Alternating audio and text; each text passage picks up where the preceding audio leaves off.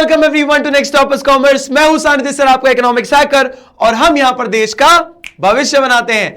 ढेर सारा स्वागत है आप सब लोगों का इस वन शॉट के अंदर, basic concepts of macro economics. ये हमारा मैक्रो इकोनॉमिक्स का सेकंड चैप्टर है।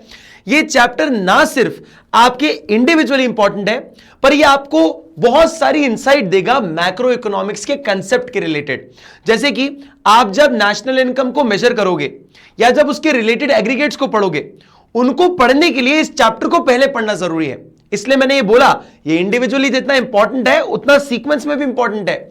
मैंने आपको पिछले वीडियो में बताया था सर्कुलर फ्लो ऑफ इनकम के अंदर कि जो भी ये लेक्चर्स आपके आ रहे हैं, वन शॉट्स आ रहे हैं, इनको इसी सीक्वेंस में देखिएगा। अगर आपने सीधा मेजरमेंट ऑफ नेशनल इनकम देख लिया बिना इस लेक्चर को देखे, तो आपको चीजें उतनी समझ नहीं आएगी और आपको लगेगा भैया नेशनल इनकम तो बहुत डिफिकल्ट होता है। वरना आप अगर इस वीडियो को इस सीक्वेंस में देखते हो, इसको देखा, रिलेटेड एग्रीगेट्स देखे, फिर मेजरमेंट ऑफ नेशनल इनकम देखा, तो आपको ये मक्खन की तरह हर चीज क्लियर हो जाएगी। और नेशनल इनकम जो बहुत सारे बच्चों का डर होता है ना, वो सब छूमंतर हो जाएगा एक ही बारी में। ठीक है जी, तो बिना किसी टाइम वेस्ट के चलते हैं और बड़ी इकोनॉमिक लेवल पर चीजों को समझते हैं कि बड़े लेवल पर इकोनॉमी में हम कैसे कंसेप्ट्स को पढ़ते हैं, क्या होते हैं मैक्रो इकोनॉमिक्स के कंसेप्ट। वही चैप्टर बेस्ड है।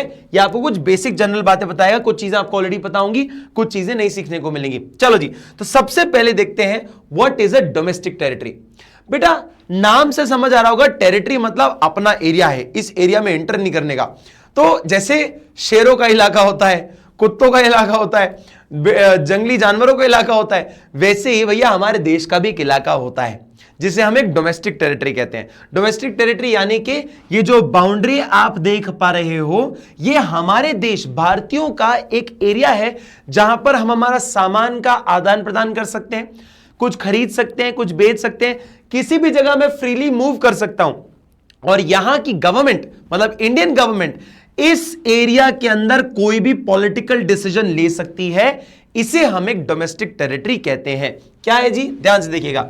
It is a territory administered by the government with in which persons, goods, capital circulate freely. भाई आदमी हो चाहे सामान हो, इस एरिया के अंदर फ्रीली घूम सकता है बिना किसी की परमिशन के। भाई आपको अगर कश्मीर घूमने जाना है तो आप किसी की परमिशन थोड़ी लोगे, टिकट कटवाओ चले जाओ घूमने। तमिलनाडु जाना हो, केरला जाना हो, आप आराम से चले जाओ। आपको वेस्ट बंगाल जाना हो या गुजरात राजस्थान जाना हो, किसी से पूछने की जरूरत नहीं है। हाँ, अगर आप देश के बाहर जाते तो वीजा लेना पड़ता है, अप्रूवल लेना पड़ता है। ठीक है, ये आपके डोमेस्टिक टेरिटरी में ऐसा नहीं होता। In layman's language domestic territory means the political frontier of a country. माने कि अगर किसी सरकार को पॉलिटिकल डिसीजन लेना है तो जिस एरिया के अंदर ले सकते हो उसे हम एक डोमेस्टिक टेरिटरी मानते हैं। सर क्या ये पानी के बाद एकदम मतलब डोमेस्टिक टेरिटरी खत्म हो जाती है? नहीं बच्चे, आप डोमेस्टिक टेरिटरी को 12 नॉटिकल माइल्स तक कंसिडर करते हो, मतलब 12 नॉटिकल माइल्स तक हमारी डोमेस्टिक टेरिटरी मानी जाती है। परंतु सर क्या हर एक हिस्सा इस देश के अंदर जो है वो एक डोमेस्टिक टेरिटरी होता है? मान लीजिए हमारे यहां से एक एयर इंडिया का या इंडिगो का प्लेन उड़कर गया और किसी दूसरे देश की बाउंड्री के ऊपर से उड़ रहा है, यानी कि जापान के ऊपर से उड़कर जा रहा है, तो बताइए क्या होगा फिर? देश तो मतलब इंडिया का प्लेन है, लेकिन कंट्री की जो लैंड है मतलब जापान है, उसके ऊपर से उड़ रहा है, तो वो किसकी डोमेस्टिक टेरिटरी होगी? तो कुछ चीजें बेटा इस बाउंड्री के अलावा भी डोमेस्टिक टेरिटरी मानी जाती हैं। क्या क्या होती है उसके बारे में समझिएगा। देखो कुछ क्वेश्चंस भी करवाऊंगा, तो भैया ध्यान से सुनते जाना ये चीजें। कोई शिप हो या कोई एयरक्राफ्ट हो जो कि ओन किया जाता है किसी नॉर्मल रेसिडेंट द्वारा, यानी कि किसी इंडिया के नॉर्मल रेसिडेंट द्वारा, इंडिया का नॉर्मल रेसिडेंट। अब नॉर्मल रेसिडेंट क्या होता है मैं अगली वाली स्लाइड में बताऊंगा, तो 5 मिनट के लिए रुक जाओ। पर इतना समझ लो, कोई इंडिया का नॉर्मल रेसिडेंट है, उसके द्वारा अगर कोई शिप ओन किया जाता है या कोई एयरक्राफ्ट ओन किया जाता है और वो किसी भी कंट्री के ऊपर से उड़ रहा हो या किसी भी इंटरनेशनल वाटर्स में तैर रहा हो, जैसे कि भाई पैसिफिक ओशन में तैर रहा है, वो तो किसी का बाउंड्री नहीं है, किसी का देश नहीं है। अगर ऐसी जगह पे उड़ रहा है या ऐसी जगह पर तैर रहा है तो वो इंडिया की ही डोमेस्टिक टेरिटरी माना जाएगा। यानी कि जो प्लेन जब जापान के एयरपोर्ट पे लैंड करता है ना, तो वो प्लेन जो है ना वो इंडिया की डोमेस्टिक टेरिटरी है, इंडिया की संपत्ति है, किसी और की नहीं। तभी आपने देखा होगा जब बहुत सारे बाहर के फाइटर जेट्स वगैरह आते हैं तो आप छू नहीं सकते उनको, वो आपकी प्रॉपर्टी नहीं है, वो उनकी प्रॉपर्टी है। Same goes with India. India की कोई भी प्रॉपर्टी अगर बाहर जा रही तो आप ऐसे ही नहीं छू सकते उसको, कुछ हैम्पर नहीं कर सकते, वो आपका नहीं, उस देश का ये टेरिटरी है। क्लियर है बेटा? अब इसके अलावा सर क्या कुछ और भी होता है? जैसे आपने देखा होगा बेटा, ये बहुत बड़े बड़े ऑयल नेचुरल गैस रिग्स होते हैं। ये नेचुरल गैस रिग्स क्या होते हैं सर? ऑयल रिग्स क्या होते हैं? ये बेटा समुद्र के अंदर ना ऐसे फ्लोटिंग प्लेटफॉर्म्स होते हैं ऐसे। ये क्या करते हैं बेटा, समुद्र के अंदर ना पाइपलाइंस डालते हैं और समुद्र के अंदर जो बेल्ट होती है उससे ऑयल निकालते हैं, जिस ऑयल को हम इस्तेमाल करते हैं भैया हमारे काम के लिए। ठीक है, तो जो नेचुरल ऑयल होता है, ठीक है, ये सब ऐसे जगहों से निकलता है। अब भैया इंटरनेशनल वाटर्स तो किसी का नहीं है, इंडियन ओशन तो बहुत बड़ा है, हमारी जो टेरिटरी है वो तो 12 नॉटिकल माइल्स तक ही है। मान लीजिए यहां तक होगी हमारी बाउंड्री, जैसे मान लीजिए अगर मेरी बाउंड्री कुछ इस तरीके से यहां तक है, ठीक है, अगर ये नेचुरल गैस रिग्स जो है यहां बने हुए हैं तो बेटा ये जगह तो किसी का भी नहीं है ना, ये तो किसी का भी देश नहीं है, ये तो इंटरनेशनल बाउंड्री है। इंटरनेशनल बाउंड्री के अंदर आप बना के रखे हो। पर क्या होता है बेटा, ये नेचुरल रिग्स जो होते हैं ना, ये परमिशन लेते हैं पहले कि हम इस जगह पर ऑपरेट करेंगे, यहां पे हमें ऑयल मिला है, हम इसका पैसा देने के लिए रेडी हैं, हम यहां पर काम करेंगे। तो जिस भी कंट्री द्वारा ये ओन किया जाता है ये उसी कंट्री की डोमेस्टिक टेरिटरी बन जाता है। जैसे कि रिलायंस के कुछ जो हैं, रिलायंस नाम की कंपनी है ना बच्चे, मुकेश अंबानी जी की, तो रिलायंस की कंपनी के ऑयल रिग्स जो हैं जहां पे इंटरनेशनल वाटर में होंगे, जिस जगह ये बना हुआ है ये इंडिया के डोमेस्टिक टेरिटरी माना जाता है। कोई बोट हो जो फिशिंग करने जाती है इंटरनेशनल वाटर में, वो भी डोमेस्टिक टेरिटरी इंडिया की ही मानी जाती है। ठीक है बेटा, ये भी आपने सीख लिया। ठीक है बेटा, अब दूसरी बात समझो, एम्बसीज, कंसुलेट्स या military establishment. Indian embassy India में नहीं बाकी दूसरे देशों के अंदर होती है। जैसे यूएसए के अंदर एक इंडियन एम्बेसी है, जापान के अंदर एक इंडियन एम्बेसी है, रशिया के अंदर इंडियन एम्बेसी है। ये बेटा रशिया के अंदर इंडियन एम्बेसी है, रशिया के अंदर क्या है बेटा, ये इंडियन एम्बेसी।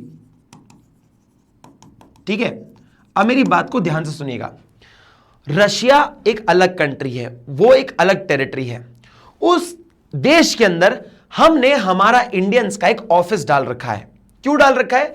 जो इंडियंस रशिया में रहते हैं उनको कोई भी प्रॉब्लम आएगी तो वो अपने देशवासियों के साथ कुछ कम्युनिकेट कर सके, अपने देशवासियों को अपनी प्रॉब्लम बता सके और वो अपने देशवासी, अपनी सरकार के लोग हमारी मदद कर सकें। तो एक ऑफिस खोला जाता है और ये हर देश में, हर कंट्री का होता है। जैसे इंडिया के अंदर ऑस्ट्रेलिया की एम्बेसी है, रशिया की है, यूएस की है, यूरोप के हर कंट्री की है। तो आप ये बोल सकते हो कि हर देश में सारे देश की एम्बेसीज होती हैं, ये अपन जानते हैं कहीं ना कहीं। रशिया के अंदर जो इंडियन एम्बेसी होगी वो रशिया की नहीं, इंडिया की डोमेस्टिक टेरिटरी, इंडिया की संपत्ति है। यानी कि इंडियन एम्बेसी भले यूएस में हो, रशिया में हो, जापान में हो, थाईलैंड में हो, स्पेन में हो, यूके में हो, कहीं भी हो, अगर वो इंडियन एम्बेसी है वो हमारे देश का हिस्सा है। Same goes to vice versa हो जाएगा। अगर हमारे देश में यूएस एम्बेसी है तो वो हमारी संपत्ति नहीं, वो यूएस की संपत्ति है। यही चीज इंक्लूड होती है हमारे डोमेस्टिक टेरिटरी के अंदर कि जो भी इंडियन एम्बेसी पूरी दुनिया में होंगी, अलग अलग देशों में होंगी, वो हमारे देश का हिस्सा है। ठीक है, हमारी डोमेस्टिक टेरिटरी है। अब आपको लग रहा होगा सर ये कॉन्सुलेट वर्ड क्या होता है? बेटा कॉन्सुलेट्स एक ऑफिस होते हैं, बिल्डिंग होती है जहां पे देश के लिए काम किया जाता है, और काउंसिल वो ऑफिसर्स होते हैं जो कि सरकार द्वारा अपॉइंट किए जाते हैं, किसी और देश में काम करते हैं अपनी सरकार के लिए। जैसे कि मान लीजिए ये इंडियन एम्बेसी है रशिया में, तो इंडियन गवर्नमेंट ने कुछ इंडियन लोगों को रशिया की इस इंडियन एम्बेसी में भेजा होगा काम करने के लिए, जो कि भारत सरकार के लिए काम करते हैं। तो आप समझ पाए कि इंडियन गवर्नमेंट ने कुछ लोगों को यहां पर भेजा इंडियन एम्बेसी के अंदर, रशिया के अंदर, और वो इंडिया के लिए काम करते हैं। तो बेसिकली इन्हें हम काउंसिल्स कहते हैं। क्लियर बच्चे, समझ आया? ऐसे लोगों को हम काउंसिल कहते हैं जो हमारे देश के लिए काम करते हैं पर किसी फॉरेन कंट्री में। क्लियर? चलो जी, अब आता है, पर ये समझ जाना, हमारे देश के लिए काम करते हैं इन द सेंस हमारी गवर्नमेंट के लिए काम करते हैं और गवर्नमेंट द्वारा भेजे जाते हैं। सर अब कौन से जगह हैं जिनको हम डोमेस्टिक टेरिटरी नहीं मानेंगे? देखो, कोई भी एम्बेसी जो बाहर के देश की है उसको नहीं मानेंगे। मैंने अभी बताया जैसे कि इंडिया के अंदर यूके की अगर एम्बेसी है तो वो हमारा देश का हिस्सा नहीं, वो उनके देश का हिस्सा है, वो उनकी डोमेस्टिक टेरिटरी है। और हमारी इंडियन एम्बेसी अगर यूके में है तो हमारी टेरिटरी हो गई, ठीक है। कंसुलेट्स अगर कोई बाहर के हैं तो वो हमारा नहीं है। कोई मिलिट्री एस्टैब्लिशमेंट, सर ये मिलिट्री एस्टैब्लिशमेंट का मतलब क्या होता है? जैसे मैं आपको एक चीज बताता हूं, क्या होता है बेटा, हमारे देश में तो कोई बाहर की मिलिट्री नहीं है, हमारे देश में तो हमारी ही मिलिट्री है, इंडियन मिलिट्री। हम किसी और की मिलिट्री को आने नहीं देते। लेकिन आपने एक चीज सुनी होगी, अफगानिस्तान में बहुत साल तक अमेरिका की आर्मी रहा करती थी, है ना। तो क्या होता है, बहुत बार जब एक देश अपने आप में सक्षम नहीं होता कि वो फाइट कर सके तो किसी और देश की आर्मी को प्रोटेक्शन करने के लिए अपने देश में जगह देता है। जैसे कि इंडिया जो है बहुत सारे देशों में अपनी आर्मी को भेजता है, जैसे भूटान, नेपाल, ये ऐसे बहुत सारे देश हैं जहां पे इंडियन आर्मी जाकर रहती है और अपने बेस कैंप बनाती है। तो जिस जगह पर वो बेस कैंप होता है ना इंडियन आर्मी का दूसरे देश में, वो भी हमारी डोमेस्टिक टेरिटरी है। समझ आया कि इंडियन आर्मी अगर एक बेस कैंप बनाकर बैठी है भूटान में, तो भूटान के जिस एरिया में उन्होंने बेस कैंप बनाया होगा वो इंडिया की डोमेस्टिक टेरिटरी, भूटान की नहीं। समझ आया? तो किसी भी देश के अंदर कोई बाहर की मिलिट्री आकर रहती है तो जिस जगह पे रहती है वो उस देश की डोमेस्टिक टेरिटरी बन जाती है। ठीक है बच्चे, अब इसके अलावा और क्या होता है ध्यान से देखो।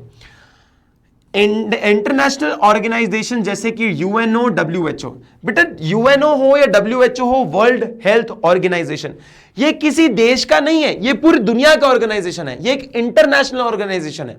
ये किसी यूएस का, यूके का ऑर्गेनाइजेशन थोड़ी है भाई। माइक्रोसॉफ्ट नाम की कंपनी थोड़ी है कि यूएस की कंपनी है, ये तो सब देशों के लिए बनाया गया है, वर्ल्ड लेवल पे बनाया गया है। इसलिए World Health Organization, WHO, UNO जैसी ऑर्गेनाइजेशन जो होती हैं, ये कुछ एक ऐसे इंस्टीट्यूट्स हैं जो कि किसी के भी डोमेस्टिक टेरिटरी नहीं होते हैं। मतलब जैसे कि अगर डब्ल्यूएचओ का ऑफिस अगर इंडिया में है ना, तो वो हमारी डोमेस्टिक टेरिटरी का पार्ट नहीं होगा। इनफैक्ट वो किसी भी डोमेस्टिक टेरिटरी का पार्ट नहीं होगा। क्यों? वो किसी के देश का नहीं है। तो सर फिर किसका डोमेस्टिक टेरिटरी होगा? वो इंटरनेशनल एजेंसी का डोमेस्टिक टेरिटरी होगा। ठीक है, इंटरनेशनल एजेंसी मतलब जहां पे पूरी दुनिया के लोग इकट्ठे हो जाते हैं, उसका डोमेस्टिक टेरिटरी होगा। ना इंडिया का होगा, ना यूएस का होगा, ना जापान का होगा, क्योंकि वर्ल्ड हेल्थ ऑर्गेनाइजेशन किसी कंट्री का नहीं है, पूरी दुनिया का है। तो वो किसका है बेटा? वो एक इंटरनेशनल एजेंसी का डोमेस्टिक टेरिटरी होगा। ठीक है, समझ आया? तो ये किसी भी देश का डोमेस्टिक टेरिटरी नहीं होता। आई होप कि डोमेस्टिक टेरिटरी तुम काफी अच्छे से समझ गए होगे। अब कुछ एग्जांपल करो, टेस्ट करो अपने आप को। जैसा मैंने तुम्हें बोला था, एक इंडियन कंपनी अगर लंदन में है, लंदन क्या मेरा डोमेस्टिक टेरिटरी है? नहीं। तो इंडियन कंपनी भले ही लंदन में काम कर रही है, मेरी जमीन पे तो नहीं काम कर रही ना, तो भैया ये डोमेस्टिक टेरिटरी नहीं माना जाएगा। क्यों? लंदन की जमीन पे काम कर रहे हो आप, इसलिए नहीं माना जाएगा। एम्बेसी को कंसीडर करते हैं, किसी कंपनी को नहीं करते। समझ आया? माइक्रोसॉफ्ट का ऑफिस इंडिया में खुला हुआ है, इंडिया में खुला है, इंडिया की डोमेस्टिक टेरिटरी पे खुला है। भले ही माइक्रोसॉफ्ट बाहर की कंपनी है, पर काम तो मेरे यहां कर रहे हो ना, मेरी जमीन पे कर रहे हो ना भैया, बिल्कुल हमारा ही डोमेस्टिक टेरिटरी हो तुम। ठीक है, समझ आया? अब देखो, इसी लॉजिक से आगे बढ़ते जाना, कुछ एग्जांपल्स करोगे, अपने आप चीजें समझ आती जाएंगी। Company in India owned by Japanese, Indian company है, किसके द्वारा ओन करी जाती है? जापानीज के द्वारा ओन करी जाती है, जापान के लोगों द्वारा ओन करी जाती है। तो क्या बोलोगे भैया? Indian company, company in India, sorry not Indian company, India के अंदर एक कंपनी है जो जापान के द्वारा ओन करी जाती है, बिल्कुल डोमेस्टिक टेरिटरी है, बिल्कुल डोमेस्टिक टेरिटरी है।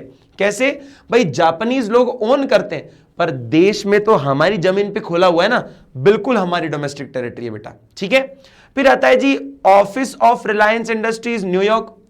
न्यूयॉर्क मतलब दूसरा देश है, यूएस के अंदर है, रिलायंस ने खोला हुआ है, हमारा डोमेस्टिक टेरिटरी नहीं है, वो उनकी जमीन है, उनकी जमीन पे हम बस रहकर काम कर रहे हैं, हमारा उन पे कोई हक नहीं है भैया। नहीं तो एक बात सोचो, इस लॉजिक से मैं आपको एक चीज बताऊं, मान लो आपको लग रहा होगा सर ये कैसे होगा, है तो इंडियन कंपनी ना, है तो इंडियन कंपनी ना। चलो एक लॉजिक सोचो, रिलायंस ने न्यूयॉर्क में एक जमीन ली और वहां पर अपना ऑफिस खोल लिया, और आपने अगर उसको कंसिडर कर लिया कि वो इंडिया की जमीन है, तो बेटा जितने भी वेल्दी लोग होंगे ना, वो तो पूरा का पूरा देश खरीद लेंगे।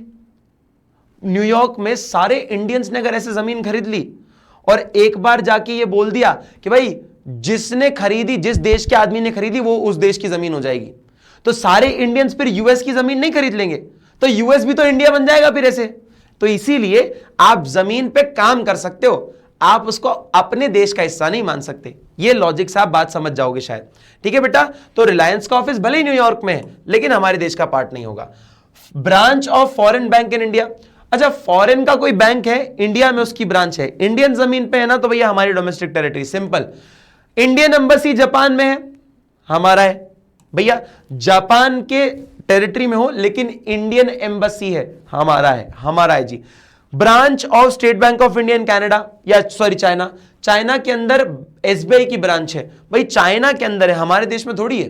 तो बैंक ही हो या कोई कंपनी हो, कोई भी कंपनी, बैंक या कोई भी ऐसी ऑर्गेनाइजेशन, इंडियन एम्बेसी नहीं, कोई भी ऐसी ऑर्गेनाइजेशन जो प्राइवेट बॉडी द्वारा की जाती है, अगर वो किसी भी देश में है तो वो डोमेस्टिक टेरिटरी नहीं होती है। इंडिया में है तो ही मानी जाएगी। Clear? Russian embassy in India, बेटा रशिया की एम्बेसी इंडिया में, हमारा हिस्सा नहीं भैया, उसमें रशिया का हिस्सा है, ये भी हमारा हिस्सा नहीं जी भाई साहब। Tata rented its building to Google in America, मतलब टाटा की एक बिल्डिंग थी अमेरिका में और उसने रेंट पे दे दिया गूगल को। तो भैया ऑब्वियस सी बात है, अमेरिका में है वो चीज, हमारे यहां नहीं है, तो ये भी हमारा डोमेस्टिक टेरिटरी नहीं माना जाएगा। आई होप कि आपको इस क्वेश्चन से काफी सारी क्लैरिटी आई होगी। ठीक है, वी आर डन विद हमारा domestic territory. Now let's move on to normal residents. What is a normal resident? मैंने अभी आपको बोला था कि 5-10 मिनट बाद में समझाऊंगा, अब समझिएगा। मैं आपको एक एग्जांपल देता हूं। ये है हमारे मोहनलाल, मोहनलाल जी, मोहनलाल, जो कि पैदा इस देश में हुए और बचपन से लेके चाय बना रहे हैं, मतलब जब से इन्होंने होश संभाला है अपना, ये तब से चाय बना रहे हैं, इंडिया के अंदर ही रहते हैं। ये है जी भैया बर्ट, इसका नाम है जी बर्ट, बर्ट मुलर। बर्ट मुलर करके एक बंदा है, एक्चुअली में बंदा है, इसको मैं जानता हूं, मतलब पर्सनली नहीं बट इसको जानते हैं, काफी अच्छा बिजनेसमैन है। ये है जी मेक्सिको का आदमी, मेक्सिको का है, इसके मतलब नेटिव जो है वो मेक्सिको के, पर है यूएसए का, है यूएसए का, है यूएसए का, लेकिन इसके जो पूर्वज आते हैं वो मेक्सिको से आते हैं। इसने क्या सोचा कि मेक्सिको की बड़ी एक फेमस डिश होती है जिसको कहते हैं बरीटोज या टाको, टाकोस होते हैं ना, मैक्सिकन डिश है बरीटोज या टाको। तो इसने सोचा कि मैं क्या करता हूं, मैं जो है बरीटोस बेचता हूं इंडिया में। तो बैंगलोर में इसने क्या किया बेटा, एक अपनी बरीटो की दुकान खोली और बरीटो की दुकान खोलकर चला रहा है काफी टाइम से, मतलब कितने टाइम से, काम से मान लो 5 साल से चला रहा है, 5 इयर्स तक चला रहा है, या 5 ईयर नहीं छोड़ो, एक बेटर एग्जांपल देता हूं, 1 साल से ज्यादा हो गया है, मोर देन 1 ईयर, ठीक है, 1 ईयर मोर देन 1 ईयर, 1 साल से ज्यादा हो गया है और यहीं पर पैसा कमाता है, यहीं पर अपना बिजनेस करता है और यहीं पर ही रहता है। बताइए इसमें से नॉर्मल रेसिडेंट कौन होगा? आपके मन में आया होगा सर मोहनलाल जी ही नॉर्मल रेसिडेंट है, ये तो फॉरेन का रेसिडेंट होगा ना। बेटा यही सीखना है अपने को आज। क्या सीखना है? ये दोनों ही नॉर्मल रेसिडेंट्स हैं। सर क्या? पर ये तो आपने बोला ना यूएस का आदमी है, ये तो आके बस यहां पर काम कर रहा है, लेकिन कुछ कंडीशन होती है नॉर्मल रेसिडेंट की। नॉर्मल रेसिडेंट की कंडीशन ये होती है कि अगर आपको किसी भी देश का नॉर्मल रेसिडेंट बनना है तो आपको 1 साल से ज्यादा उस देश में रुकना पड़ेगा। तो मैंने क्या लिखा, मोर देन 1 ईयर। ये 1 साल से ज्यादा रुक चुका है। सिर्फ एक कंडीशन नहीं, दूसरी कंडीशन क्या होती है, उसका इकोनॉमिक इंटरेस्ट, इकोनॉमिक इंटरेस्ट भी इंडिया के अंदर ही होना चाहिए। इकोनॉमिक इंटरेस्ट मतलब, इकोनॉमिक इंटरेस्ट माने कि अपना जो इनकम कमाता है जीवन जीने के लिए वो भी इंडिया से ही कमाएगा, तभी जाके इसको नॉर्मल रेसिडेंट्स कंसीडर किया जाएगा। यानी कि एक आदमी जो कि 1 साल से ज्यादा रुक रहा है और इंडिया में ही पैसा कमा रहा है और इंडिया में ही पैसा खर्चा कर रहा है, मतलब इकोनॉमिक इंटरेस्ट उसका इंडिया में ही लाया करता है, भले ही बाहर का आदमी है, तो उसे हम नॉर्मल रेसिडेंट मानते हैं। लेकिन आपको लग रहा होगा सर यार पर रेसिडेंटशिप के लिए तो हम लोग 5 साल के लिए, नहीं बेटा वो रेसिडेंटशिप नहीं होता, वो सिटीजनशिप होता है। तो सिटीजन और रेसिडेंट दोनों में फर्क होता है। ठीक है, समझ आया? अब मेरी बात को ध्यान से सुनिएगा, इसको पढ़ो। Normal resident of a country refers to an individual, या तो एक इंडिविजुअल भी हो सकता है या फिर कोई एक इंस्टीट्यूट भी हो सकता है, जरूरी नहीं है कि आदमी होता है, कोई इंस्टीट्यूट भी नॉर्मल रेसिडेंट हो सकता है, यानी कि कोई ऑफिस, जैसे रिलायंस, रिलायंस भी एक नॉर्मल रेसिडेंट बन सकता है। Who ordinarily resides in the country, जो कि कंट्री में रह रहे हैं, कंट्री की स्पेलिंग गलत है, ध्यान से करेक्ट कर लेना, and whose centre of economic interest, centre of economic interest यानी कि देश जिसमें रह रहा है उसी देश में कमाता है, उसी देश में खर्चा करता है, also lies in that country, कि इसी देश में लाए करता है। Normal resident include both individual and institute. समझ गए? जो आदमी पैदा हुआ कमा रहा है इस देश के अंदर, ये तो नॉर्मल रेसिडेंट है ही। जो आदमी 1 साल से ज्यादा अपना समय बिता चुका है इस देश में, इंडिया के अंदर, और पैसा भी यहीं कमाता है, खर्चा भी यहीं करता है, ये भी नॉर्मल रेसिडेंट माना जाएगा। ठीक है बेटा, समझ आया? आगे बढ़ते हैं। अब कौन कौन नॉर्मल रेसिडेंट नहीं होता सर, वो बताओ फिर, कुछ एग्जाम्पल तो दो जिससे कि थोड़ी और क्लैरिटी आए। बेटा फॉरेन टूरिस्ट जो आते हैं, विजिटर्स आते हैं, जैसे आपके कोई यूएस के कोई फ्रेंड है, वो आपके घर पे आए खाना खाने के लिए या इंडिया घूमने के लिए, 1 महीने तक उनने इंडिया घूमा, है ना, ताजमहल देखा, गोवा में पार्टी वार्टी कर ली, कश्मीर वश्मीर घूम के आ गए, है ना, राजस्थान में वो भैया जो है वो फोक डांस वगैरह देख लिया, 1 महीने बाद वापस चले गए। ठीक है, 1 महीने बाद वापस चले गए, तो मुझे बताइए क्या 1 साल का टाइम कंप्लीट हुआ? नहीं। दूसरी चीज, क्या वो इंडिया में पैसा कमा रहे हैं, इंडिया में ही खर्चा कर रहे हैं? नहीं। तो भैया नॉर्मल रेसिडेंट नहीं होंगे, वो तो हॉलीडे पे आए ना यार, या तो अपना इलाज कराने आए। कुछ लोग बेटा इंडिया में आते हैं अपना इलाज कराने या हॉलीडेज करने, तो ऐसे लोगों को हम नॉर्मल रेसिडेंट नहीं मानते। ठीक है, वो सिर्फ घूमने आए, ट्रैवल करने आए। जैसे कि ये देख लो, जब टोनी स्टार्क आया, लियोनार्डो डिकैप्रियो हो या विल स्मिथ आए घूमने फिरने, अपनी मूवी का प्रमोशन करने, तो भैया नॉर्मल रेसिडेंट नहीं माने जाएंगे, मतलब इंडिया के नॉर्मल रेसिडेंट नहीं है। नहीं तो पता चला ये भी जय श्री राम और जय हो, जय हिंद, जय भारत करने लग जाएंगे, नॉर्मल रेसिडेंट बन गए ऐसे एक बार लैंड होने के बाद। Foreign staff of embassies, officials, diplomats and members of the armed forces. अभी मैंने क्या बोला था?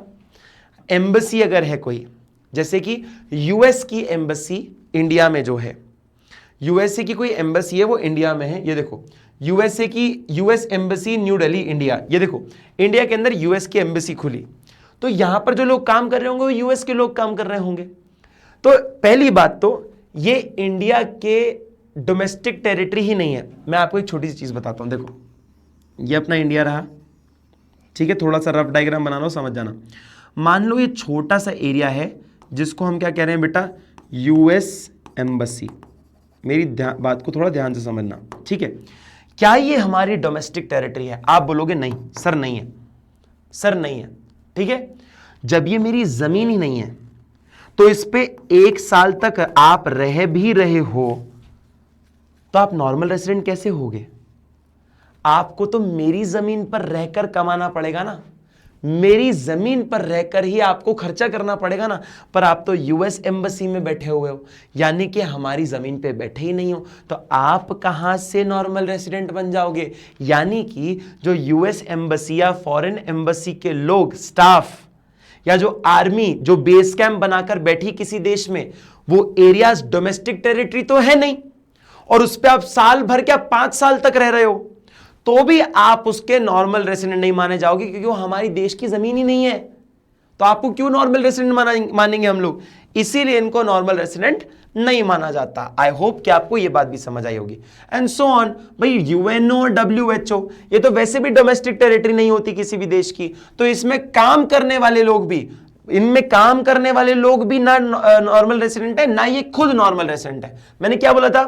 कोई ऑर्गेनाइजेशन या इंस्टीट्यूट भी नॉर्मल रेसिडेंट हो सकता है। तो डब्ल्यूएचओ और यूएनओ खुद, और इसके अंदर जो स्टाफ काम कर रहा है वो खुद नॉर्मल रेसिडेंट नहीं माना जाएगा। जैसे कि अमेरिकन है कोई, वो यूएनओ में काम कर रहा है, इंडिया के अंदर जो ऑफिस है ना यूएनओ का, उसमें काम कर रहा है, तो वो किसका नॉर्मल रेसिडेंट होगा?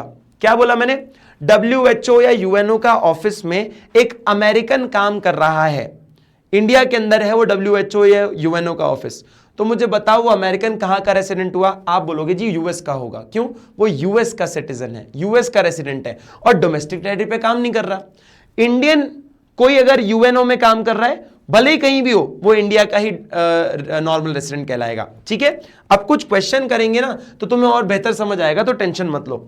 Now crew members, foreign vessels, commercial travellers and seasonal workers provide their stay less than 1 year. जैसे कि बेटा आईपीएल के प्लेयर्स आते हैं आपके देश में, फॉरेन के, वो आते हैं 3 महीना खेलते हैं, रहते हैं, कमाते भी हैं, कमाते भी है, रहते भी हैं और खर्चा भी यहीं करते हैं, हाँ या ना, करोड़ों लेकर जाते हैं इंडिया से, पर 3 महीने तक ही रहते ना, पूरे साल भर तो रहते नहीं है, तो क्या होगा, नॉर्मल रेसिडेंट नहीं होंगे, नहीं माने जाएंगे नॉर्मल रेसिडेंट। समझ आया, क्लियर है। अब मैं आपको ये बताता हूं ये कौन है। आपने शायद एक मूवी का नाम सुना होगा, सरबजीत। सरबजीत नाम की मूवी, उसमें एक ये फार्मर होता है, मैंने मूवी देखी नहीं है पर मुझे थोड़ा बहुत आइडिया है क्या था इसमें, तो पार्डन में अगर मैं कुछ उल्टा सीधा बोल दूं, लेकिन मुझे जितना याद है वो ऐसे ही करता था कि भैया उसकी जमीन जो थी वो पाकिस्तान में हुआ करती थी और वो रहता इंडिया में था और इंडिया का ही सिटीजन था। वो इंडियन आदमी फार्मर पाकिस्तान अपने खेत में खेती करने जाया करता था। पार्टीशन के टाइम पे क्या उनकी जमीन उधर रह गई, तो लोगों को पास मिलता है, डेली पास, आप जाओ अपनी खेती करके वापस आ जाओ, ठीक है, ये मिलता है। पर आपका खेत वहां है तो आप वहां के नॉर्मल रेसिडेंट नहीं हुए, आप सिर्फ काम करने वहां जाते हो, रहते तो आप इंडिया में ही हो, इंडियन टेरिटरी पे ही रह रहे हो, डोमेस्टिक टेरिटरी इंडिया पे ही रह रहे हो, तो आप इंडिया के नॉर्मल रेसिडेंट होगे, पाकिस्तान के नहीं। तो क्या बोल रहा है, border workers who live near the international borders cross the borders on regular basis to work in other country, they are treated as normal resident of the country where they live, not where they work. जहां काम करने जाते हैं वो वहां के normal resident नहीं है, जहां रहते हैं वो वहां के नॉर्मल रेसिडेंट है। इंडियन आदमी जो रह रहा है इंडिया में वो इंडिया का नॉर्मल रेसिडेंट होगा, जैसे कि सरबजीत इंडियन रेसिडेंट था, इंडियन नॉर्मल रेसिडेंट है, पाकिस्तान में सिर्फ काम करने जाया करता था। ठीक है बेटा, समझ आया। कुछ एग्जाम्पल देख लो, देखो, Indian officials working in Indian embassy in US, US की एम्बेसी में काम कर रहे हैं, यूएस नहीं, इंडियन एम्बेसी के अंदर काम कर रहे हैं यूएस के अंदर, वो हमारी टेरिटरी है, हमारी टेरिटरी पे काम कर रहे हैं, बिल्कुल हमारे नॉर्मल रेसिडेंट माने जाएंगे, हमारी जमीन पे काम कर रहा है, नॉर्मल रेसिडेंट है। A Japanese tourist who stays in India for 2 month, 2 महीने के लिए घूमने आया जापानीज, क्या है भैया, हमारा नॉर्मल रेसिडेंट नहीं है, सिंपल सी बात है, 1 साल से ज्यादा रहना चाहिए उसको। Indians going to work, Indians going to Pakistan for watching cricket match, भाई इंडियन आदमी पाकिस्तान अगर मैच देखने चला गया है तो पाकिस्तान का रेसिडेंट हो जाएगा, बिल्कुल भी नहीं, बिल्कुल भी नहीं। 1 साल से ज्यादा रहा नहीं, कमा रहा है वहां पे, खर्चा कर रहा है वहां पे नहीं, बस मैच देखने गया है। दूसरी चीज, Indians working in UNO office, मैंने क्या बोला, इंडियन यूएनओ में अगर काम कर रहा है, located in America for less than 1 year, 1 साल से कम हुए लेकिन अभी यूएनओ में काम कर रहा है, तो क्या होगा बताइए, बताइए क्या होगा। सिंपल सा लॉजिक है जी, ये क्या होगा, ये एक नॉर्मल रेसिडेंट कंसीडर किया जाएगा। ठीक है, फिर देखो, Indian employ working in UHO, WHO, Indian employ जो डब्ल्यूएचओ में काम कर रहा है, लोकेटेड इन इंडिया, इंडिया के अंदर लोकेटेड है, इंडियन जमीन पे ही है, डब्ल्यूएचओ का काम कर रहा है, तो क्या बोला जाएगा बेटा, ये जो है आपका नॉर्मल रेसिडेंट माना जाएगा इंडिया का, बिल्कुल ठीक है, ठीक है, बिल्कुल माना जाएगा। Foreign tourist visiting India for a month to see Taj Mahal, Taj Mahal देखने आ रहा है, बिल्कुल भी नॉर्मल रेसिडेंट नहीं है, ठीक है, बिल्कुल भी नॉर्मल रेसिडेंट नहीं है। और इंडियन मुस्लिम्स गोइंग टू हज, बेटा इंडियन मुस्लिम हज करने जा रहे हैं सऊदी, तो क्या ये इंडिया के रेसिडेंट है कि सऊदी के, इंडिया के रेसिडेंट है। लो भैया, अपना ये पॉइंट भी यहां पर क्लियर होता है। क्लियर बच्चे, कोई दिक्कत कोई परेशानी, चलो जी बहुत बढ़िया। आई होप कि आपको अच्छी खासी क्लैरिटी आ गई होगी क्या क्या हमने यहां पर पढ़ा है। क्लियर है बच्चे, कोई दिक्कत कोई परेशानी। अब चलो जी आगे बढ़ते हैं। अब जरा देख लो डिफरेंस बिटवीन सिटीजनशिप और रेसिडेंटशिप। सिटीजन कौन होता है जी, सिटीजन वो व्यक्ति है जो ये इसी देश में पैदा हुआ हो या 5 साल से ज्यादा रह चुका है। सिटीजनशिप मिलने के लिए आपको सिटीजनशिप के लिए अप्लाई करना पड़ता है।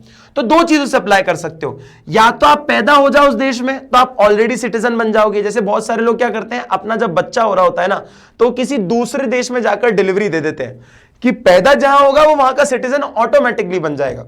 जैसे कि बहुत सारे लोग जो हैं क्या करते हैं बच्चे, यूएस में जाके अपने बच्चों की डिलीवरी दे देते हैं, तो यूएस की सिटीजनशिप मिल जाएगी उनको, ऐसा होता है। ठीक है, तो आप अगर 5 साल तक किसी देश में रहते हो तो आप उस देश की सिटीजनशिप के लिए अप्लाई कर सकते हो, या तो आप उधर पैदा हो जाओ। A person born outside India applies for citizenship. ठीक है, जो भी उनका लॉ होगा, कानून होगा, उसके अनुसार आपको क्या करना पड़ेगा, अप्लाई करना पड़ेगा।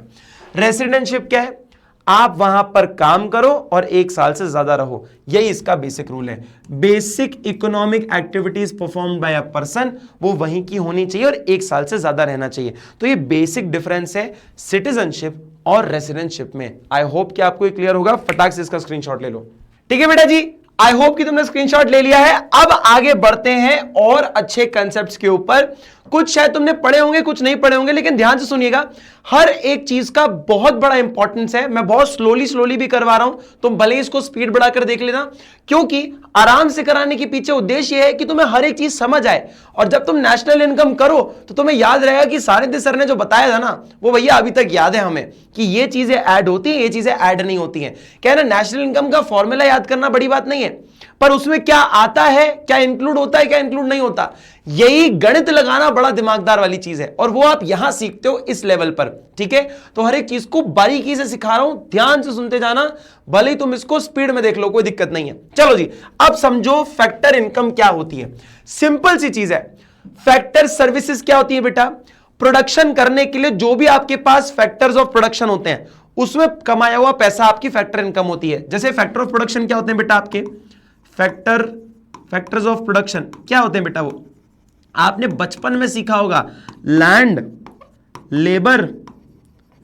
लेबर, अरे लेबर की स्पेलिंग क्या लिख दी भैया, लेबर, कैपिटल और ह्यूमन कैपिटल।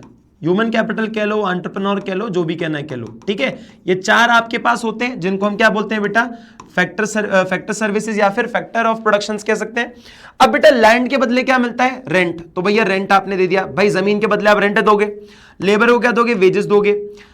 आपने जब भी प्रोडक्शन कर लिया होगा और पैसा कमाया होगा, तो आपने इन्वेस्टमेंट के बदले क्या दोगे, ब्याज दोगे। और जिस इंसान ने बिजनेस किया है, मेहनत करी, उसको क्या मिलेगा, प्रॉफिट मिलेगा। मतलब जो भी आपने प्रोडक्शन करने के लिए फैक्टर्स का इस्तेमाल किया और बदले में उससे पैसा कमाया, उसे हम क्या कहते हैं बेटा, फैक्टर इनकम कहते हैं। यानी कि फैक्टर सर्विसेज देने के बाद जो पैसा मिलता है उसे हम फैक्टर इनकम कहते हैं। इसको कमाया जाता है, इट इज अर्न्ड। क्या होता है बेटा ये, इट इज अर्न्ड, इसे कमाया जाता है। इसको अर्निंग कंसेप्ट भी कहा जाता है। ठीक है, अर्निंग कंसेप्ट यानी कि कमाए जाने वाला कंसेप्ट। ठीक है, factor income refers to income received by factor of production for rendering factor services in the production process. कुछ भी बनाने के लिए मुझे इन चीजों की जरूरत पड़ती है, आप पहले से जानते हो। इसके बनाने के बाद जब प्रोडक्ट बिकता है, जो पैसा हमें मिलता है बदले में, भाई लेबर आया, उसने वेजेस ली, लैंड ली थी, उसके बगैर में रेंट ले लिया, पैसा लगाया था, इंटरेस्ट मिल गया, आपने मेहनत लगाई अपनी, तो प्रॉफिट मिला। ये सब चीजों के बदले जो इनकम आती है उसे हम क्या कहते हैं बेटा, फैक्टर इनकम कहते हैं। ठीक है सर, दूसरी चीज क्या होती है फिर, अच्छा ऑल्सो एक इंपॉर्टेंट चीज, इससे हम नेशनल इनकम में इंक्लूड करते हैं। कहां गया जी, ये रहा, हम इसे नेशनल इनकम में इंक्लूड करते हैं। सर नेशनल इनकम क्या होती है, छोटी सी इंसाइट दो ना। नेशनल इनकम यानी कि आपके देश के द्वारा कमाया गया पैसा, कितना पैसा आपके देश ने बनाया है एक साल के अंदर या एक पीरियड के अंदर, उसे हम कहते हैं नेशनल इनकम। तो जब हम वो निकालते हैं ना, तो ये वाला पैसा भी इंक्लूड करते हैं कि जो आपको रेंट मिला होगा, जो आपको वेजेस मिली होगी, इंटरेस्ट मिला होगा, जो आपको प्रॉफिट कमाया होगा आपने, ये सब नेशनल इनकम निकालते टाइम हम इसको जोड़ते हैं। ठीक है, कमाया हुआ पैसा जोड़ते हैं, ना कि ऐसा ही मिल जाने वाला पैसा। तो सर ऐसा ही मिल जाने वाला पैसा क्या होता है, ट्रांसफरेंस इनकम।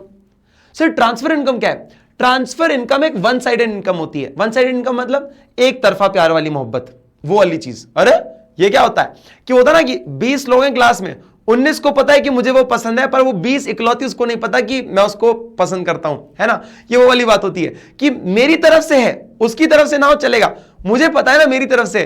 तो ये ट्रांसफर इनकम वही होता है बेटा, क्या कि अगर मेरे को किसी को पैसा देना है, बदले में मैं उससे कुछ नहीं ले रहा, जैसे कि पापा आपको जो पॉकेट मनी देते हैं, बदले में आपको पैसा देते हैं, वो बदले में कुछ मांगते हैं, कुछ नहीं मांगते। ठीक है, जैसे बूढ़े लोगों को पेंशन आती है, जैसे बच्चों को स्कॉलरशिप मिल जाती है। आप बोलोगे सर स्कॉलरशिप के लिए तो मार्क्स लाने पड़ते हैं। अरे तो मार्क्स खुद के लिए लाते हो, जो स्कॉलरशिप दे रहा होता है उसको उससे क्या फायदा। समझ आया कि भाई मैंने 95% प्लस लेके आया और मुझे 50,000 रुपए की स्कॉलरशिप मिल गई। अरे तो लेकिन मार्क्स तो मेरे हैं, उससे मेरा फायदा, उनका क्या फायदा है। ठीक है, तो ये वन साइडेड आपकी इनकम मानी जाती है। जैसे कि transfer income refers to income received without rendering any productive services. आपके बिना काम करे अगर आपको बदले में पैसा मिल जाता है, उसे हम ट्रांसफर इनकम कहते हैं। जैसे कि पेंशन, पेंशन में आदमी क्या करता है, रिटायर होने के बाद भी पैसा आता रहता है। क्या हुआ, काम नहीं किया, पैसा आ गया। ये क्या होता है बेटा, इसे हम एक ट्रांसफर इनकम कहते हैं। इसको हम नेशनल इनकम के अंदर इंक्लूड नहीं करते। क्यों, आपने कुछ काम नहीं किया, ना आपने प्रोडक्ट बनाए, ना आपने सर्विसेज दी। जब आपने कोई भी वैल्यू एडिशन नहीं किया ना इकोनॉमी में, फिर भी आपके पास पैसा आया है, यानी कि किसी और ने कमाया और उसने अपनी कमाई का हिस्सा आपको दे दिया, लेकिन आपने कोई कंट्रीब्यूशन नहीं दिया, इसलिए आपके हिस्से को नहीं हम इंक्लूड करते। सर थोड़ा सा एक और डीप अंडरस्टैंडिंग दो ना। जैसे कि बेटा आपके पापा ने 1 लाख रुपए सैलरी कमाई हर महीना, उनकी इनकम इंक्लूड होगी नेशनल इनकम में, पर 1 लाख रुपए में से अगर वो आपको 1000 रुपए पॉकेट मनी देते हैं ना, तो आपने वो 1000 रुपए नहीं कमाया, आपके पापा ने कमाया था, वो ऑलरेडी मैंने इंक्लूड कर दिया। ट्रांसफर इनकम जो आपके पास आई है, वो 1 लाख रुपए तो मैंने देश की इनकम में ऑलरेडी इंक्लूड कर दिया। वो 1 लाख में से जो 1000 आपको मिला है, आपने कमाया थोड़ी था, तो आपको क्यों इंक्लूड करेंगे? ऑलरेडी वो 1000 में इंक्लूड कर चुका हूं पहले पापा की इनकम में, तो इसलिए वो नेशनल इनकम में इंक्लूड नहीं होता है। ठीक है बेटा, समझ आया? तो ये यूनिलैटरल होता है, वन साइडेड कंसेप्ट होता है बेटा। ये नेशनल इनकम में बिल्कुल भी रिफ्लेक्ट नहीं होता, क्योंकि कोई भी सर्विसेज नहीं दी गई है, कोई भी चीजें आपने नहीं दी यहाँ पे, तो नॉट इंक्लूडेड। ठीक है बेटा, ये कहीं से भी किया जा सकता है, देश के अंदर भी कमाया जा सकता है, देश के बाहर से भी पैसा आ सकता है। सर देश के बाहर पैसा कैसे आता है? किसी के बच्चे अगर बाहर पढ़ रहे हैं तो अपने माँ बाप को क्या कहते हैं बेटा? थोड़ा सा पैसा ट्रांसफर करते हैं, तो ये क्या होता है? ट्रांसफर इनकम होती है। क्लियर? एग्जांपल क्या है? Old age pension, scholarship, unemployment allowance, pocket money, ये सब चीजें बेटा ट्रांसफर इनकम होती है। सर ये अनएम्प्लॉयमेंट अलाउंस क्या होता है? सरकार ऐसे जो लोग बेरोजगार होते हैं वो अपना जीवन कैसे चलाएंगे, खाएंगे पिएंगे कैसे, जिंदा कैसे रहेंगे, तो सरकार कई बार कुछ पैसा बांटती है लोगों को जो कि अनएम्प्लॉयड होते हैं उनको। ठीक है, समझ आया? ये बेसिक डिफरेंस है। आई वुड सजेस्ट कि आप इसको खुद एक बार रीड करिएगा, बिकॉज मैंने कंसेप्ट बता दिया, तो रीड करने पे आपको और अच्छा कंसेप्ट क्लियर हो जाएगा। ठीक है, इसको एक बार जरूर रीड करिएगा, मस्ट रीड है ये, आपको क्लैरिटी ज्यादा होगी। लिख देता हूं मस्ट रीड। ठीक है, आप खुद देख लीजिएगा, बहुत इजी चीज है, आप आराम से देख के समझ सकते हो, क्योंकि मैंने आपको कंसेप्ट तो समझा ही दिया है। क्लियर बेटा, समझ आ गया? स्क्रीनशॉट ले लो। अब आगे बढ़ते हैं, फाइनल गुड और हमारा इंटरमीडिएट गुड। सिर्फ फाइनल गुड क्या होता है और इंटरमीडिएट गुड क्या होता है? पहले तो ये समझो गुड्स क्या होते हैं। गुड्स यानी कि कोई एक ऐसा सामान जो कि किसी चीज के लिए इस्तेमाल किया जा सके। और क्या इस्तेमाल हो सकता है? कुछ भी हो सकता है, या तो आप बेचने के लिए इस्तेमाल करोगे, उसको कंज्यूम करोगे, कुछ आपका इस्तेमाल होगा, तो ऐसे कई तरह के उसके यूजेस होते हैं। ठीक है बेटा, all things that satisfy human wants are called goods. जो भी इंसान की इच्छाएं पूरी करती है उसे हम गुड्स कहते हैं। On the basis of use of goods they can be mainly classified into 2 heads. अच्छा, अब क्या होता है ना, आप किस तरीके से उसको यूज करते हो वो ये बताता है कि वो एक फाइनल गुड है या वो एक इंटरमीडिएट गुड है। मतलब सर यूजेज बताएगा कि आप उसका इस्तेमाल कैसे कर रहे हो, तब हम बताएंगे ये फाइनल गुड है या ये इंटरमीडिएट गुड है। थोड़ा ब्रीफ मैं आपको समझाता हूं, टेंशन मत लो। फाइनल गुड और इंटरमीडिएट गुड, सबसे पहले आते हैं जी फाइनल गुड के ऊपर। फाइनल गुड क्या होता है? फाइनल गुड यानी कि ready to use. Ready to use, ready to use का मतलब है जब सामान यूज करने के लिए एकदम रेडी है। जैसे कि भैया दूध का पैकेट, आप दुकान से गए, दुकान से दूध का पैकेट लाए, आपने पी लिया। सर गरम भी तो करते हैं, वो गरम क्या है ना, अपन करते हैं जनरली, वैसे ये पेस्चराइज्ड मिल्क होते हैं पैकेट वाले, इनको गरम करने की जरूरत नहीं है, वो तो अपन करते हैं, अलग बात है। चिप्स का पैकेट ले लो, चिप्स का पैकेट ले लो, दूध ले लो, कुछ भी चीज ले लो, आप उसको घर लाओगे और घर में ये इस्तेमाल हो जाएगा सीधा, रेडी टू यूज है।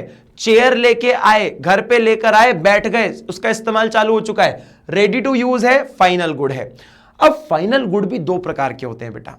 ठीक है, या तो आप उसको इस्तेमाल करते हो या आप उसको इन्वेस्ट करते हो अपने बिजनेस के अंदर जो कि आपको फायदा दे। तो देखो क्या बोल रहा है, final goods refer to those goods which are used either for consumption, या तो इस्तेमाल करने के लिए खरीदे जाएंगे या इन्वेस्टमेंट करने के लिए खरीदे जाएंगे। और बेटर एक्सप्लेन करता हूं, ध्यान से सुनिएगा।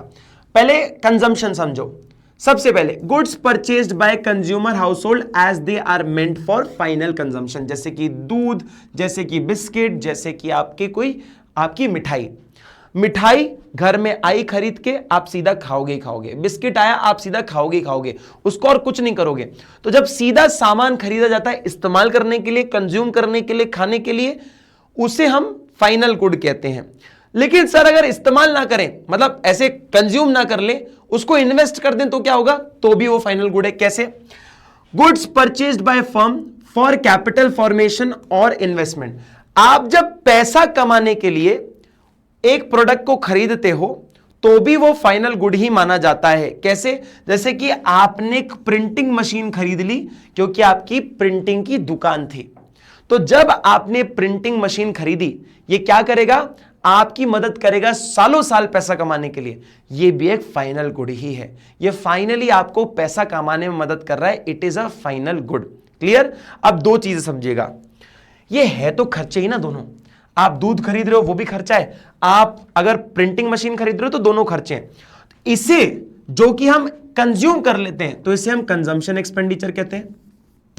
ठीक है, जिनको हम कंज्यूम कर लेते हैं तो उसे हम कंजम्पशन एक्सपेंडिचर कहते हैं बच्चे।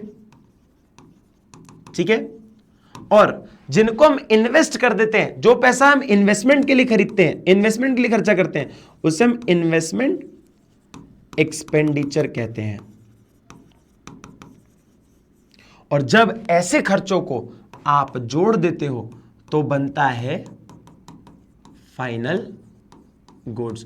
अच्छा सर जी, ऐसा है क्या? यानी कि जो भी खर्चे आपने कंजम्पशन के लिए किए, जैसे कि दूध, बिस्किट, चाय, पानी वगैरह, जो कि सीधा इस्तेमाल करने के लिए थे, और जो खर्चे आपने किए अपनी दुकान या बिजनेस को इन्वेस्ट करने के लिए, उसे कहते हैं, उन दोनों को अगर मिला दोगे तो फाइनल गुड्स बन जाएंगे। क्या ये बात क्लियर है?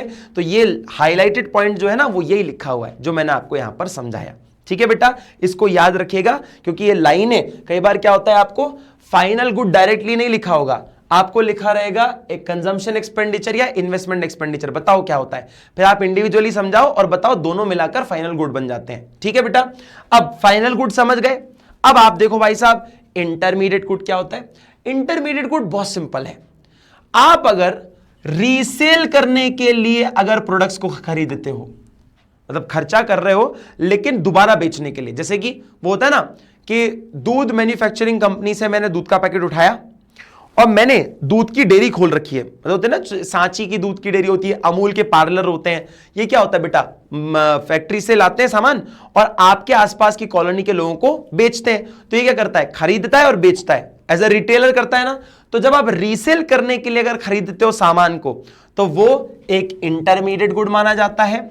या अगर आप फर्दर उसको प्रोड्यूस करने के लिए खर्चा कर रहे हो, फर्दर प्रोडक्शन, यानी कि मान लीजिए जैसे मिल्क है, मिल्क को लेकर चलते हैं, मिल्क है जी।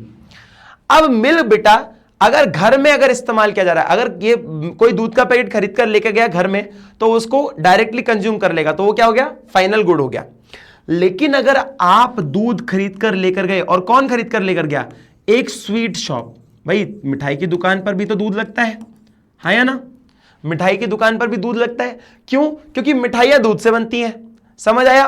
अब क्या किया, इस दूध को इस्तेमाल करके स्वीट शॉप ने क्या बना दिया बेटा, स्वीट्स बना दिया, मतलब फर्दर प्रोड्यूस कर दिया, यानी कि दूध की मदद से हमने मिठाई बना दी।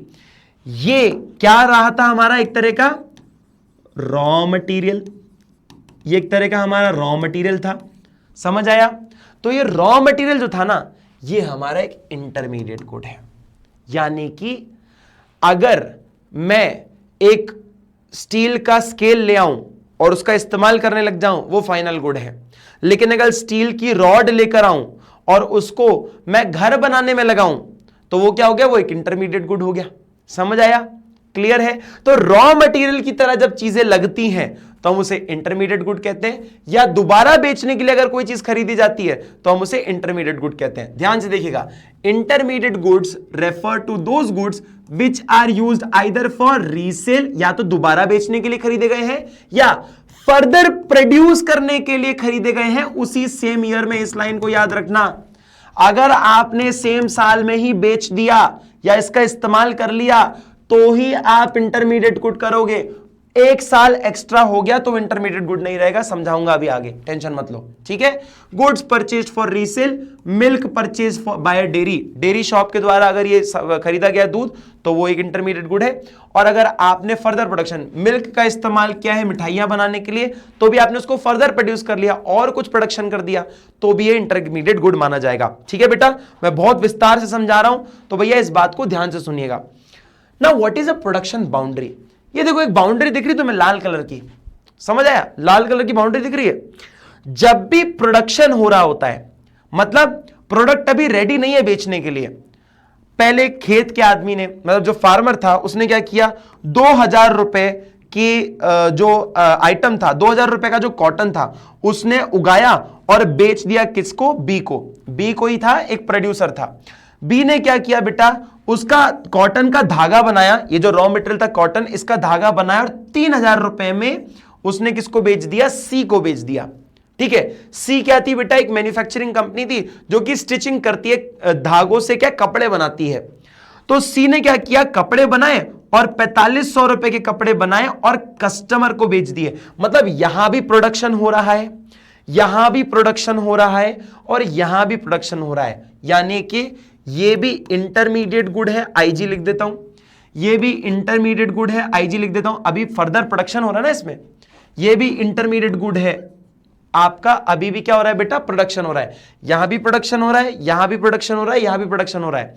लेकिन जैसे ही कपड़ा बन जाता है, फिर वो मार्केट में जाता है और कस्टमर उसको फाइनली क्या करता है बेटा, खरीद लेता है। अब ये जो शर्ट इस कस्टमर ने खरीदी, इसका फर्दर ये कुछ काट पीट के रुमाल उमाल नहीं बनाएगा, अब ये सीधा इसको पहनेगा, मतलब इस्तेमाल करेगा।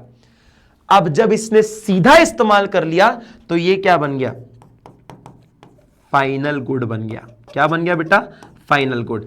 अभी जब तक प्रोडक्शन हो रहा था, फर्दर प्रोडक्शन हो रहा था, इंटरमीडिएट गुड था, प्रोडक्शन चल रहा था, प्रोडक्शन की बाउंड्री अगर क्रॉस कर दी तो ये फाइनल गुड बन गया, मतलब सीधा इस्तेमाल करने के लिए तैयार हो चुका है। तो प्रोडक्शन बाउंड्री क्या होती है, वो बाउंड्री जिसके ऊपर अभी तक प्रोडक्शन चल रहा है। जब प्रोडक्ट इस बाउंड्री को क्रॉस कर देता है तो प्रोडक्शन खत्म हो जाता है, मतलब अब इसमें प्रोडक्शन की कोई गुंजाइश नहीं है, अब सीधा बेचने या इस्तेमाल करने के लिए रखा गया है।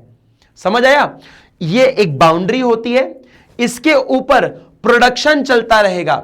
जैसे प्रोडक्ट इस बाउंड्री को क्रॉस करता है तो वो प्रोडक्शन की प्रोसेस से मुक्त हो जाता है कि अब इसको प्रोडक्शन करने की जरूरत नहीं है, अब ये बन चुका है, प्रोडक्ट रेडी है, अब इसको कुछ बनाने की जरूरत नहीं है। जैसे कि अगर आप क्रेटा गाड़ी खरीदने गए शोरूम में, उसको आप क्या प्रोड्यूस करोगे, उसका क्या हवाई जहाज बना सकते हो, नहीं, अब सीधा इस्तेमाल करने के लिए रेडी बैठी हुई है। लेकिन जब स्टीयरिंग व्हील अलग से रखा था, सीट अलग से रखी थी, इंजन अलग पड़ा हुआ था, अभी फर्दर प्रोडक्शन बचा था ना, तो रेडी टू यूज नहीं था। जब रेडी टू यूज होता है ना, तो प्रोडक्शन बाउंड्री को क्रॉस कर चुका होता है। अब पढ़ोगे तो समझ आएगा तुम्हें। Production boundary is a line, एक ऐसी लाइन है around the production sector. Production sector के पास एक ऐसी लाइन है, as long as goods remain within the production boundary, जब तक इस प्रोडक्शन बाउंड्री के अंदर रहते हैं, दे आर इंटरमीडिएट गुड्स। वो क्या कहलाते हैं बेटा, इंटरमीडिएट गुड्स कहलाते हैं। क्यों, उनका फर्दर प्रोडक्शन होना बचा है। And when goods come out of this boundary, जब प्रोडक्ट्स इस बाउंड्री के बाहर आ जाते हैं, it becomes final good, it becomes final good. समझ आया, एक एक चीज ऐसी बारीकी से समझा रहा हूं बेटा, तुम्हें कहीं टेंशन लेने की जरूरत नहीं, कुछ करने की जरूरत नहीं, बस तुम इस वन शॉट को देख लो, मैं बार बार कह रहा हूं। और ये देखना जरूरी है, तभी जाके तुम नेशनल इनकम कर पाओगे, वरना नहीं कर पाओगे, बात भी याद रखना। ठीक है बेटा, समझ आया। अब ध्यान से देखो, 2-3 पॉइंट समझो क्या होता है इसके अंदर।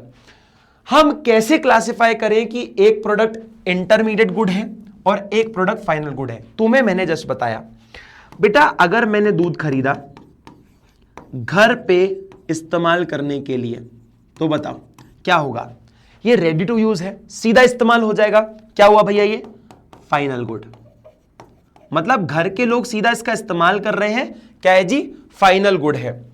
मैंने मिल्क खरीदा क्योंकि मेरी एक डेयरी शॉप है, फर्दर मेरे को सेल करना था, क्या करना था, इसको रीसेल करना है, दोबारा बेचने के लिए खरीदा हुआ है मैंने, रीसेल है ना, रीसेल करना है मुझे, है ना, रीसेल करना है, सॉरी रीसेल करना है। तो मैं क्या करूंगा बेटा, मैंने दूध खरीदा दोबारा बेचने के लिए, प्रॉफिट कमाने के लिए, तो क्या हुआ बेटा, ये इंटरमीडिएट गुड कहलाएगा।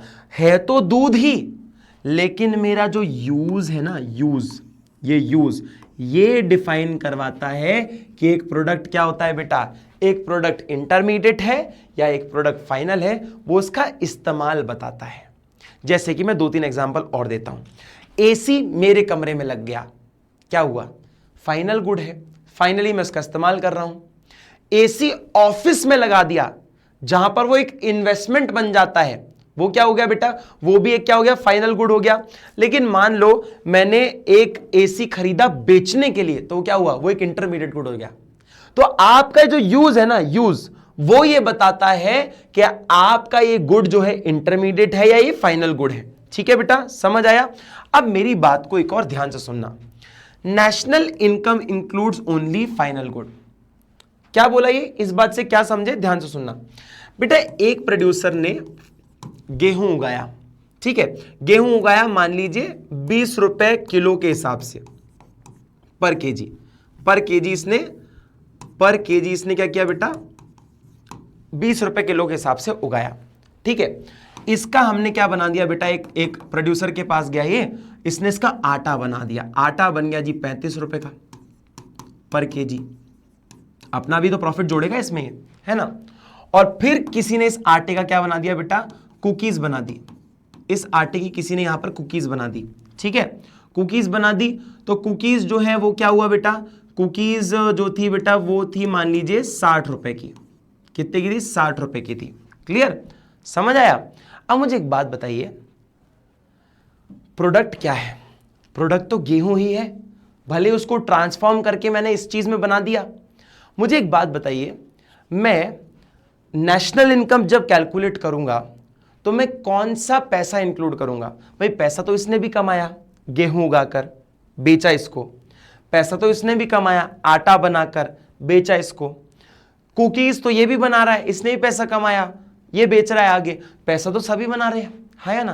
तो एक काम करता हूं, 20 रुपए इसके जोड़ देता हूं, 35 रुपए इसके जोड़ देता हूं और 60 रुपए इसके जोड़ देता हूं। सही है ना यार, सही है ना, मस्त एकदम सही है ना, कोई दिक्कत कोई परेशानी नहीं ना, नहीं ना। कितना हुआ जी, ये हो गया 95 और कितना हो गया जी 115। तो 115 रुपए आपके देश ने कमाए, नेशनल इनकम 115 हो गई। गलत, गलत क्यों, एक बात ध्यान से सुनो, ये जो 60 रुपए है ना बेटा, 60 रुपए, इस 60 रुपए में ये 35 रुपए और ये 20 रुपए कौन से बेटा, और भैया ये क्या हो गया, और ये क्या हो गया जी, ये क्या हो गया जी, और भैया इतनी सारी स्लाइड्स कैसे खुल गई। चलो कोई बात नहीं, रुक जाओ, हाँ इधर देखो, ध्यान से देखो, ये 60 रुपए में ये 35 और ये 20, जो ये फर्दर प्रोडक्शन था ना, इसने 15 रुपए और कमाए, इसने कुछ 25 रुपए या सॉरी हाँ 25 रुपए और कमाए। तो आप समझ रहे हो, इनके अंदर ही सेम प्रोडक्ट लाया करता है। सीधा मैं ये वाली वैल्यू लूंगा क्योंकि इस वैल्यू में ये भी इंक्लूडेड है और ये भी इंक्लूडेड है। बेटा एक्चुअली में तो 60 रुपए ही देश ने कमाए हैं।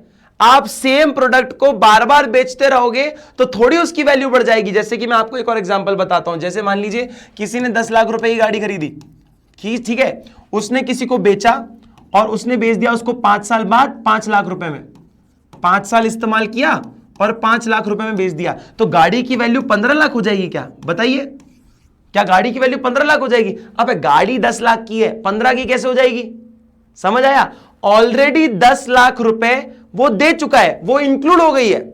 ये फर्दर जो 5 लाख मिले हैं इसको इंक्लूड नहीं करेंगे क्योंकि ये 5 लाख इसी के हैं, इसी के अंदर की वैल्यू के हैं। जैसे ये गाड़ी की वैल्यू 5 साल बाद 5 ही लाख बची, ये 10 लाख की वैल्यू थी इसकी, 5 साल बाद उसकी वैल्यू ही 5 लाख है। तो 5 लाख एक्स्ट्रा इनकम थोड़ी हुई, ये तो इसी की तो इनकम है, इसी का ही तो इसका हिस्सा है। समझ आया मेरी बात, क्या बोलना चाह रहा हूं मैं, ठीक है। 10 लाख की गाड़ी 15 लाख की नहीं हो जाती दोबारा बेचने पर। यह माना जाता है कि जिस आदमी ने पहली खरीदी होगी उसने 5 लाख का यूज कर लिया गाड़ी को, बची उसकी 5 लाख की वैल्यू, उसने किसी और को ट्रांसफर कर दी, तो ट्रांसफर हुई है, नया पैसा नहीं कमाया देश ने। इसीलिए इस कंसेप्ट को बोला जाता है कंसेप्ट ऑफ डबल काउंटिंग। मैं बार बार किसी और को बेचता रहूंगा। चलो छोड़ो, एक और कंसेप्ट देख लो। अगर एक बिस्किट को मैं 5 लोगों को बेचता हूं, मतलब मैंने किसी को बेचा, उसने किसी को बेचा, उसने किसी को बेचा, उसने किसी को बेचा, बिस्किट का पैकेट तो एक ही है ना, बिस्किट का पैकेट तो एक ही है ना। एक बिस्किट का पैकेट है, मैंने उसको 30 रुपए में बेचा, सामने वाले ने भी उसको 30 रुपए में बेचा, सामने वाले ने भी उसको 30 रुपए का बेचा, सामने वाले भी 30 रुपए बेचा, सामने वाले का 30 रुपए का बेचा। तो क्या बिस्किट के पैकेट ने 150 रुपए कमाए? क्या बिस्किट के पैकेट ने बेटा 150 रुपए कमाए? एब्सोल्युटली नॉट, बिल्कुल भी नहीं। क्यों?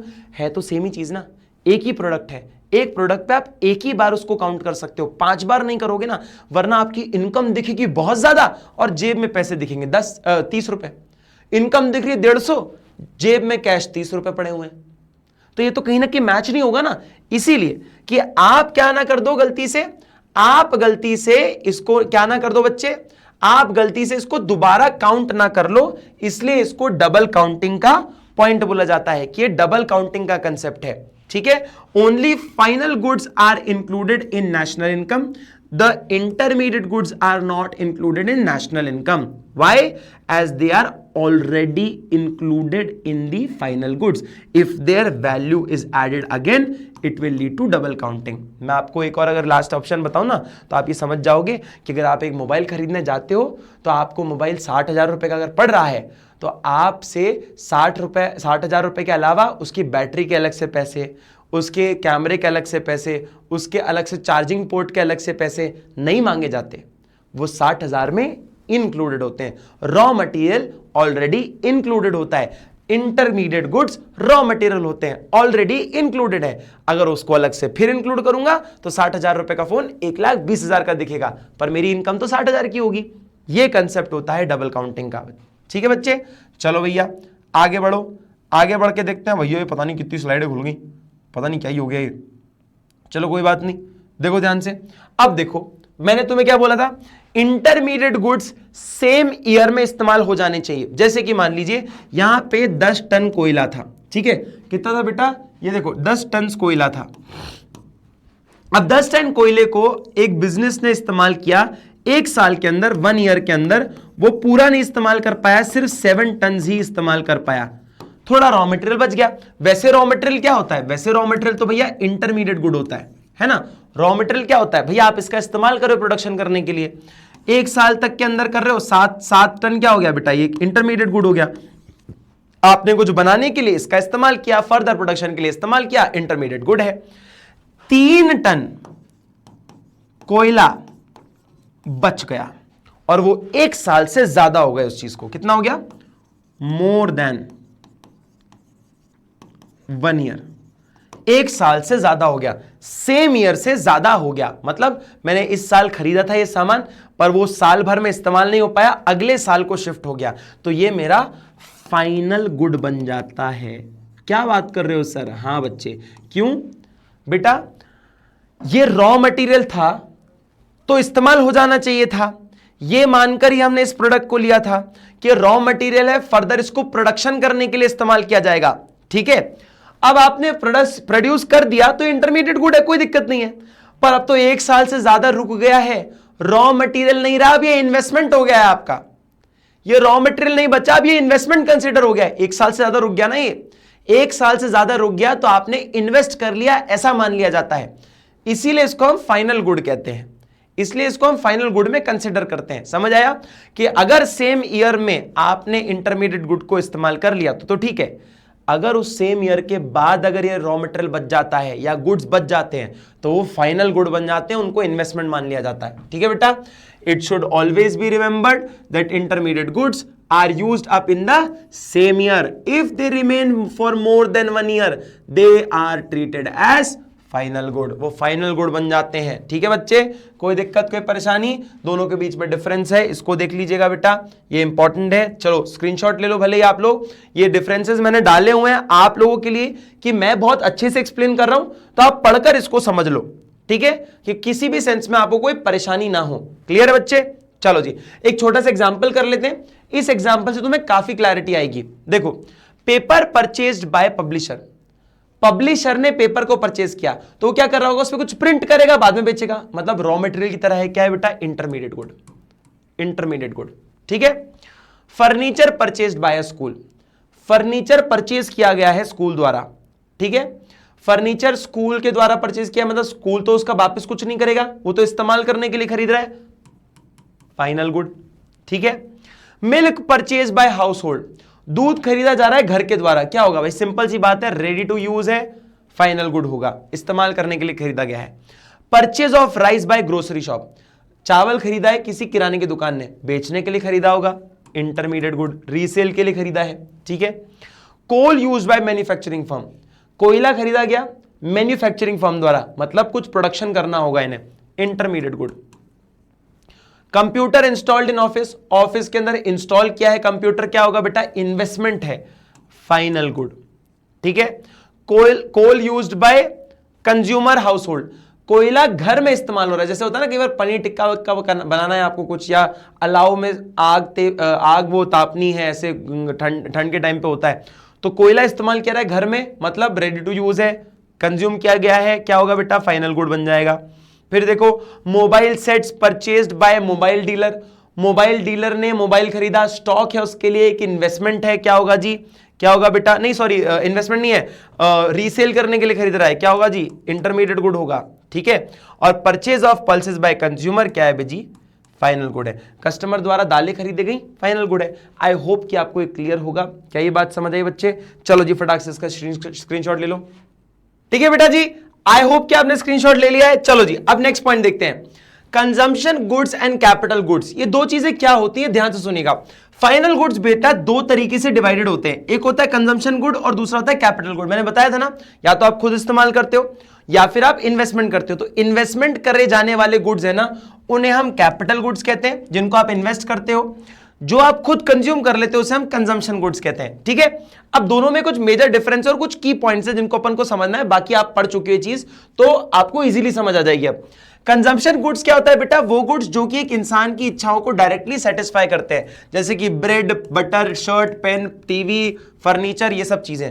आपको चाहिए था, भूख लगी थी भैया, बटर और ब्रेड लिया, बटर ब्रेड खा लिया, ब्रेड बटर खा लिया। आपको कपड़े पहनने थे, शर्ट ले ली, कुछ लिखना था, पेन ले लिया, मूवी देखनी थी, टीवी ले लिया। ये क्या है, कंजम्पशन गुड्स हैं। आपको कंज्यूम करना था, डिमांड थी, सेटिस्फाई करने के लिए सामान ले लिया। अब इसमें क्या होता है ना, मेन मुद्दे की बात ये है, ये हो सकता है आपको एग्जाम में आए, काफी अच्छे तरीके से पूछा जा सकता है। क्या होता है बेटा, कंजम्पशन गुड चार तरीके से डिवाइडेड है, चार तरीके से सब डिवाइडेड है। एक होते हैं ड्यूरेबल, एक होते हैं सेमी ड्यूरेबल, एक होते हैं नॉन ड्यूरेबल और एक होता है सर्विसेज। ड्यूरेबल गुड्स वो गुड्स होते हैं जो कि 5 साल तक आप इस्तेमाल कर सकते हो खरीदने के बाद, जैसे कि फ्रिज, टीवी। जनरली इसकी लाइफ कैसी होती है, 5 साल तक आपको कोई दिक्कत नहीं होगी। फ्रिज खरीदा, टीवी खरीदा, 5 साल तक दिक्कत नहीं है, आराम से चलेगा। ठीक है। वो क्या है जी, हमारा ड्यूरेबल गुड होता है। It refers to goods which can be used again and again for over a considerable period of time. 5 साल मैंने एग्जांपल दिया, तो कंसिडरेबल अमाउंट मतलब 5 साल मान सकते हो आप लोग। ठीक है। सेमी ड्यूरेबल गुड्स, ये कौन से गुड्स होते हैं बेटा, goods which are use for limited period of time are termed as semi durable goods. यानी कि ऐसे सामान जो कि साल भर के अंदर ही आपको बदलने पड़ जाएंगे, जैसे कि क्रॉकरीज। क्रॉकरी के ऐसी चीज होती है, चाय के कप पिए पिए पिए पिए पिए 6 महीने बाद एक ऐसा टाइम आया कि चाय के कप गिर गए, या मांजते मांजते हाथ से गिरे, स्लिप हुआ, टूट गए, आपको फिर से नए लाने पड़ेंगे। तो ये सेमी ड्यूरेबल, यानी कि जो थोड़ा बहुत आप उसको यूज कर पाओगे, फिर उसके बाद या तो वो फट जाएंगे, खराब हो जाएंगे, या फिर टूट जाएंगे, ऐसा ही होगा। ठीक है। जैसे रिमोट कंट्रोल वाली कार, वो क्या होता है बेटा, सेमी ड्यूरेबल वाली चीज है, चल गई, नहीं चली, नहीं चली। ठीक है। थोड़ी अच्छी क्वालिटी अगर ले रहे हो तो, ठीक है, नहीं तो वो तो नॉन ड्यूरेबल है, घर आती खराब हो जाती है। नहीं तो वो मेड इन चाइना वाली 60, 70, 40 रुपए वाली जो रिमोट कंट्रोल कार आती है, उसका तो नाम ही मत पूछना। नॉन ड्यूरेबल गुड्स यानी कि ऐसे गुड्स जो कि सिंगल एक्ट ऑफ कंजम्पशन में कंज्यूम हो जाए, known as non durable good. Goods which are used up in a single act of consumption are known as durable good. Those goods can not be, non durable लिखना चाहिए यहाँ पे, these goods can not be used more than once, they lose their identity in a single act of consumption। इधर मैं लिख दूं non, समझ जाना, नहीं लिखा है तो भाई कंफ्यूज मत होना। ठीक है। नॉन ड्यूरेबल गुड्स का मतलब होता है जो कि लंबे समय तक इस्तेमाल ना किए जा सके। जैसे कि दूध आज इस्तेमाल हुआ, ठीक है, कल तक मैक्सिमम कर सकते हो, परसों तक वेट करोगे फट जाएगा।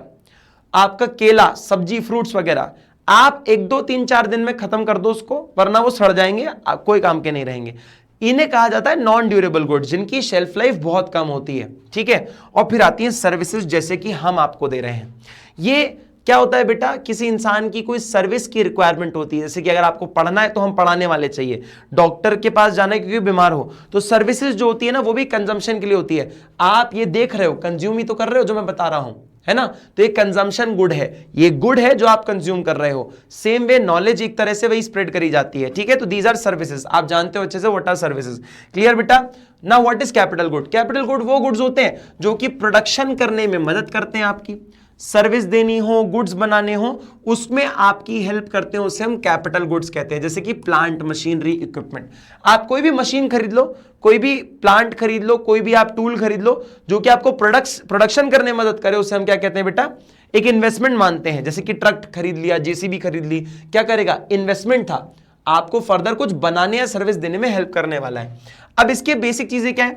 फर्दर अगर प्रोडक्शन करने में आपकी मदद कर रहा है, जिसकी एक्सपेक्टेड लाइफ अच्छी खासी हो, टाइम ऑफ सेवरल ईयर्स, जैसे कि एक आपने मशीन खरीद ली, अब 15-20 साल की छुट्टी, आपको दिक्कत नहीं है, इसके अंदर छोटी मोटी दिक्कत आएगी तो आप रिपेयर और रिप्लेसमेंट करवा देना। जैसे कि यहां पे होता है, they need repair and replacement over time to time, क्योंकि वो डेप्रिशिएट भी होती है समय के साथ, तो आपको समय के साथ इसको ठीक भी करवाना पड़ता है। पर आप 15-20 साल के लिए छुट्टी पालो, कोई दिक्कत नहीं है, कोई दिक्कत नहीं है, आप इस्तेमाल कर सकते हो, एक बार खरीदना है। इसे हम कैपिटल गुड कहते हैं। इन्वेस्टमेंट किया है ना आपने, ठीक है। They do not lose their identity in the production process. जैसे कि दूध को जब हम प्रोड्यूस करते हैं तो मिठाई में बन जाता है, आप देखते हो कि मिठाई दिख रही है लेकिन दूध नहीं दिख रहा, क्योंकि दूध मिला हुआ होता है उसके अंदर, ठीक है। जब आप घर बनाते हो तो जेसीबी घर के अंदर मिल नहीं जाती, जेसीबी बाहरी खड़ी मिलेगी आपको, ठीक है। तो ये जो कैपिटल गुड्स होते हैं ना, वो प्रोडक्ट के अंदर मिक्स नहीं हो जाते, प्रोडक्ट को बनाने में जरूर मदद करते हैं। क्लियर है बेटा, समझ आया? They have derived demand as their demand is derived from demand for the other goods. अच्छा, ये थोड़े से बेचारे हैं। कैसे बेचारे हैं? इनको डायरेक्टली नहीं मांगा जाता कि मुझे जेसीबी दे दो, ना ना, ऐसे डिमांड नहीं होती। ये होता है भाई साहब कि मुझे रोड रोलर दे दो, ऐसे इनकी डिमांड नहीं आती। इनकी डिमांड कैसे आती है? डिमांड है जी रोड बनानी है, तो फिर बोलोगे कि हाँ भैया जेसीबी खरीद लेते हैं या फिर आप रोड रोलर खरीद लो। तो बेसिकली समझ क्या आया? इनकी डिमांड जो है ना वो डिराइव होती है किसी और चीज की डिमांड से, कि किसी ने बोला था कि भैया वो रोड बनानी है, फटाक से आप लोग जो है काम चालू कर दो, तो फिर याद आएगा अच्छा रोड रोलर खरीद लेते हैं, मतलब किसी की याद से इनकी याद आती है हमें। ये देखो कितनी बुरी हालत है इनकी। ये है कैपिटल गुड्स, समझ आया? और लास्ट लाइन वही बोलिए, एक रेफ्रिजरेटर अगर घर के लिए खरीदा जाए तो वो क्या होता है? वो आपका कंजम्पशन गुड बन जाता है। अगर दुकान के लिए खरीदा जाए, जैसे कि आइसक्रीम रखने के लिए खरीदा जाए, तो आप बोल सकते हो भाई साहब ये क्या है बेटा? एक तरह का कैपिटल गुड बन जाता है। क्लियर है? कोई दिक्कत, कोई परेशानी? इसके कुछ आपके डिफरेंसेस हैं, इनको पढ़ लीजिएगा, ये आपको काफी ज्यादा हेल्प करेंगे। फटाक से इसका स्क्रीनशॉट ले लो। चलो बेटा जी, ले ले स्क्रीनशॉट। अब चलते हैं हम लोग हमारे नेक्स्ट पॉइंट पर, जो कि है ग्रॉस इन्वेस्टमेंट, नेट इन्वेस्टमेंट और डेप्रिसिएशन। बेटा ये टॉपिक को ध्यान से सुनना, क्योंकि इस टॉपिक में जो तुम कंसेप्ट सीखोगे ना, वो तुम्हें नेशनल इनकम को मेजरमेंट करने में भी हेल्प करेगा और रिलेटेड एग्रीगेट्स को समझने में भी हेल्प करेगा। तो ग्रॉस क्या होता है, नेट क्या होता है, डेप्रिसिएशन क्या होता है, इसका रिलेशन क्या है, अभी मैं समझाऊंगा, ध्यान से सुनना। तो देखो, अब बात आ रही है इन्वेस्टमेंट की। इन्वेस्टमेंट और कैपिटल फॉर्मेशन, इसका मतलब क्या होता है? Addition to capital stock of an economy, for example construction of building, purchasing of machinery, addition to inventories of goods etcetera. देखो क्या बोल रहा है, इन्वेस्टमेंट्स क्या होता है बेटा? आप इन्वेस्टमेंट कैसे करते हो? ध्यान से देखो, इन्वेस्टमेंट आप दो ही तरीके से कर पाओगे जी। क्या? या तो आपने कोई फिक्स्ड एसेट खरीद लिया, जैसे कि क्या बेटा? फिक्स्ड एसेट यानी कि आपने बिल्डिंग खरीद ली, है ना, आपने कोई मशीन खरीद ली, ये फिक्स्ड एसेट्स हो गए, हाँ या ना? या फिर आप क्या कर सकते हो भैया, आप जो है स्टॉक्स खरीद सकते हो। स्टॉक्स मतलब कैपिटल स्टॉक। कोई आपने बेटा, कोई आपका जो माल होता है ना, माल, जैसे अपन कहते हैं माल, मेरी दुकान है फोनों की, फोन की दुकान है, तो मैं स्टॉक भी तो खरीदूंगा ना, वो भी तो मेरा इन्वेस्टमेंट ही है, समझ आया?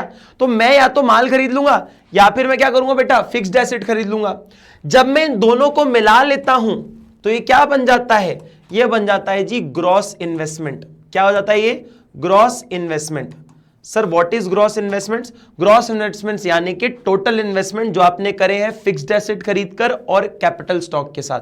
यानी कि समझो मेरी बात, ग्रॉस इन्वेस्टमेंट्स, ग्रॉस जो वैल्यू होती है, ग्रॉस इन्वेस्टमेंट, ये वो वैल्यू है कि मैंने टोटल कितना पैसा लगाया किसी फिक्स्ड एसेट को खरीदने में और कितने पैसे का मैंने स्टॉक खरीद लिया, ये पूरा टोटल अमाउंट मेरे को यहां पर दिखता है। पर ग्रॉस इन्वेस्टमेंट की एक खास बात पता है क्या है? इसमें से मैं डेप्रिसिएशन हटा हुआ नहीं है, यानी कि इसमें अभी डेप्रिसिएशन हटाया नहीं गया है। क्या होता है, जब मुझे ग्रॉस वैल्यू को नेट वैल्यू पे लेकर जाना पड़ता है ना, नेट इन्वेस्टमेंट्स, नेट इन्वेस्टमेंट्स यानी कि इन्वेस्टमेंट तो सेम है पर ग्रॉस वैल्यू को नेट वैल्यू में लेकर जाना है। तो मान लो ग्रॉस मतलब टोटल वैल्यू, ठीक है, और नेट वैल्यू माने कि कटने पिटने के बाद जो वैल्यू बचती है उसे हम नेट वैल्यू कहते हैं। इसको हम एक्चुअल वैल्यू भी कहते हैं बाय द वे। ये एक्चुअल इन्वेस्टमेंट्स को बताता है। कैसे बताता है उसके पीछे का रीजन बताता हूं। इसके अंदर डेप्रिसिएशन हटाए नहीं गए हैं, तो मुझे कैसे पता चलेगा कि ग्रॉस इन्वेस्टमेंट्स कैसे निकलेंगे? मैं जब ग्रॉस इन्वेस्टमेंट्स में से डेप्रिसिएशन माइनस करता हूं ना, जब ग्रॉस में से डेप्रिसिएशन की वैल्यू को माइनस करता हूं तो मुझे नेट इन्वेस्टमेंट्स मिलते हैं। यानी कि मेरे पास ग्रॉस इन्वेस्टमेंट्स का अमाउंट है, मेरे पास डेप्रिसिएशन का वैल्यू है, दोनों को माइनस करो मुझे नेट वैल्यू मिल जाएगा। अब उल्टा करके देखते हैं, नेट वैल्यू से मुझे अगर ग्रॉस वैल्यू पर जाना है तो क्या करूंगा? इसका उल्टा कर दो।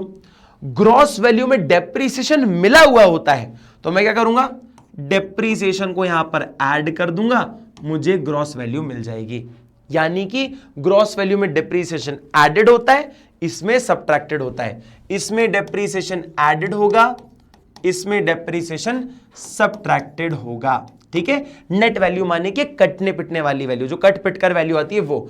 ग्रॉस वैल्यू माने कि जिसमें कुछ भी नहीं, टोटल वैल्यू है ये। समझ आया बेटा? अब सर ऐसा क्यों होता है? इसको एक्चुअल वैल्यू क्या कहते हैं?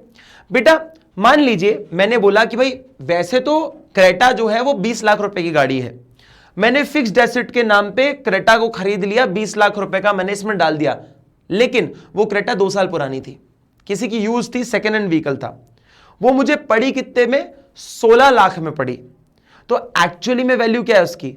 4 लाख रुपए डेप्रिसिएशन का कट गया उसमें से, तो एक्चुअल वैल्यू तो भैया कितनी है उसकी? 16 लाख रुपए। तो ये तो टोटल वैल्यू बता रहा है पर डेप्रिसिएशन इसमें से हटा नहीं है, इसलिए इसमें 20 लाख दिख रहा है। इसमें डेप्रिसिएशन हो गया तो यहां पर 16 लाख दिख रहा है। एक्चुअल वैल्यू तो ये दिखा रहा है ना, ये तो बस ऐसे ही दिखा रहा है वैल्यू, इसलिए ग्रॉस और नेट के बीच में डिफरेंस होता है। ध्यान से देखना इसको। ग्रॉस इन्वेस्टमेंट्स क्या होता है? Gross investment is addition to stock of capital before making allowance for depreciation. पहले डेप्रिसिएशन काटे बिना जो वैल्यू बचती है उसे हम ग्रॉस वैल्यू कहते हैं। Capital stock consist of fixed asset and unsold stock. क्या बोल रहा है बेटा? ये स्टॉक जो मैंने बोला ना अभी आपको, यहां पे जो स्टॉक मैंने खर्चा किया जो बिका नहीं है, ठीक है, कैपिटल स्टॉक या मैं बोलूं अनसोल्ड स्टॉक, बेसिकली ये लिख देता हूं अनसोल्ड स्टॉक।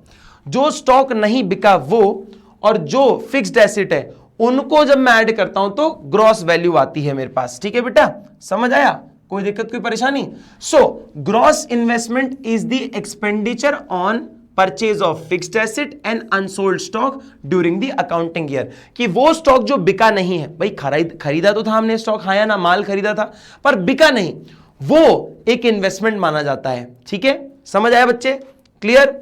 अब ध्यान से देखो, नेट इन्वेस्टमेंट्स में क्या हो रहा है? The actual addition made to capital stock, जो एक्चुअली एडिशन हुआ है कैपिटल स्टॉक में of an economy in given period is termed as net investment. Simple सी बात है, नेट इन्वेस्टमेंट में क्या किया मैंने?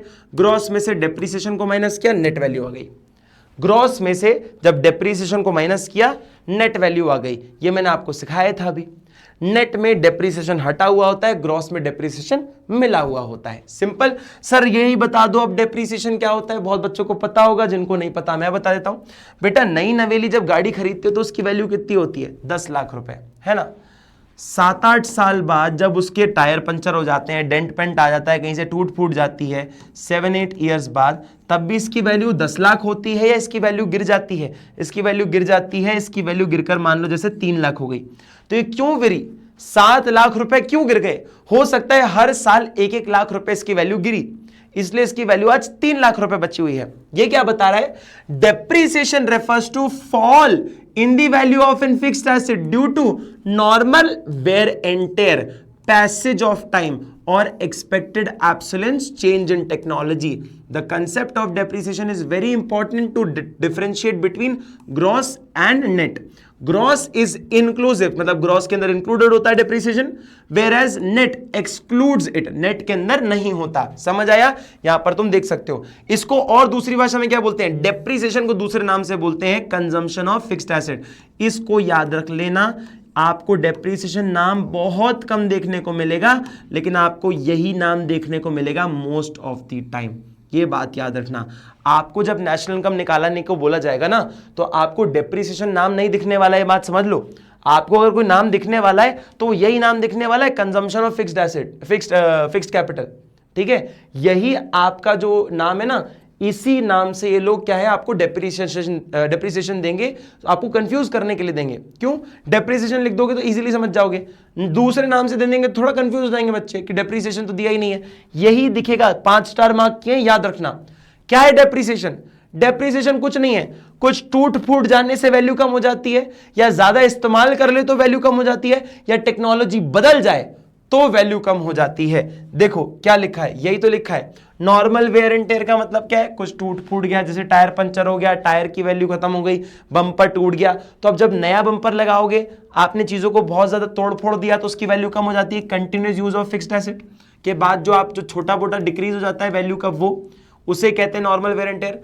पैसेज ऑफ टाइम, बेटा आज से पहले जो कंप्यूटर आते थे ये वाले अपने पास, अब उस टाइम पे मान लो 80,000 रुपए के बिकते होंगे, तो आज के इसके 80,000 रुपए देने के लिए कोई रेडी है? कोई नहीं है। क्यों? उसके पीछे का सिंपल रीजन है, टेक्नोलॉजी पुरानी हो गई, डेप्रिशिएट हो गई चीजें, नई टेक्नोलॉजी इतनी आ गई कि इसकी वैल्यू कुछ नहीं बची। समझ आया? और तीसरी चीज आती है एक्सपेक्टेड एब्सोलेंस, यानी कि एक्चुअली में टेक्नोलॉजी का क्या हुआ बेटा, कुछ ना कुछ पुरानी हो गई या जंग पड़ गई, कुछ ना कुछ हो गया। देखो अगर जंग पड़ गया है या कुछ ऐसा हो गया है तो आप समझ जाओगे भैया ये पता था मुझे कि अगर मैं इसको इस्तेमाल करूंगा, लोहे की चीजें कुछ टाइम बाद लोहा जो है जंग खाता है, तो जंग खाने से इसकी वैल्यू कम होगी, मुझे पता है, एक्सपेक्टेड है।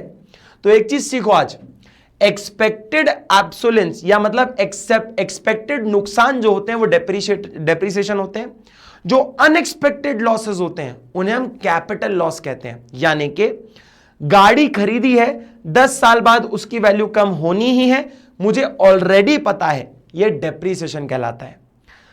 घर है मेरा, किसी का घर है, जैसे वो हिमाचल में हुआ था, मान लीजिए हिमाचल में सबके गांव में घर थे, ऊपर से बादल फटा, सारे घरों पर मिट्टी आ गई, पानी आ गया, सबके घर टूट फूट गए।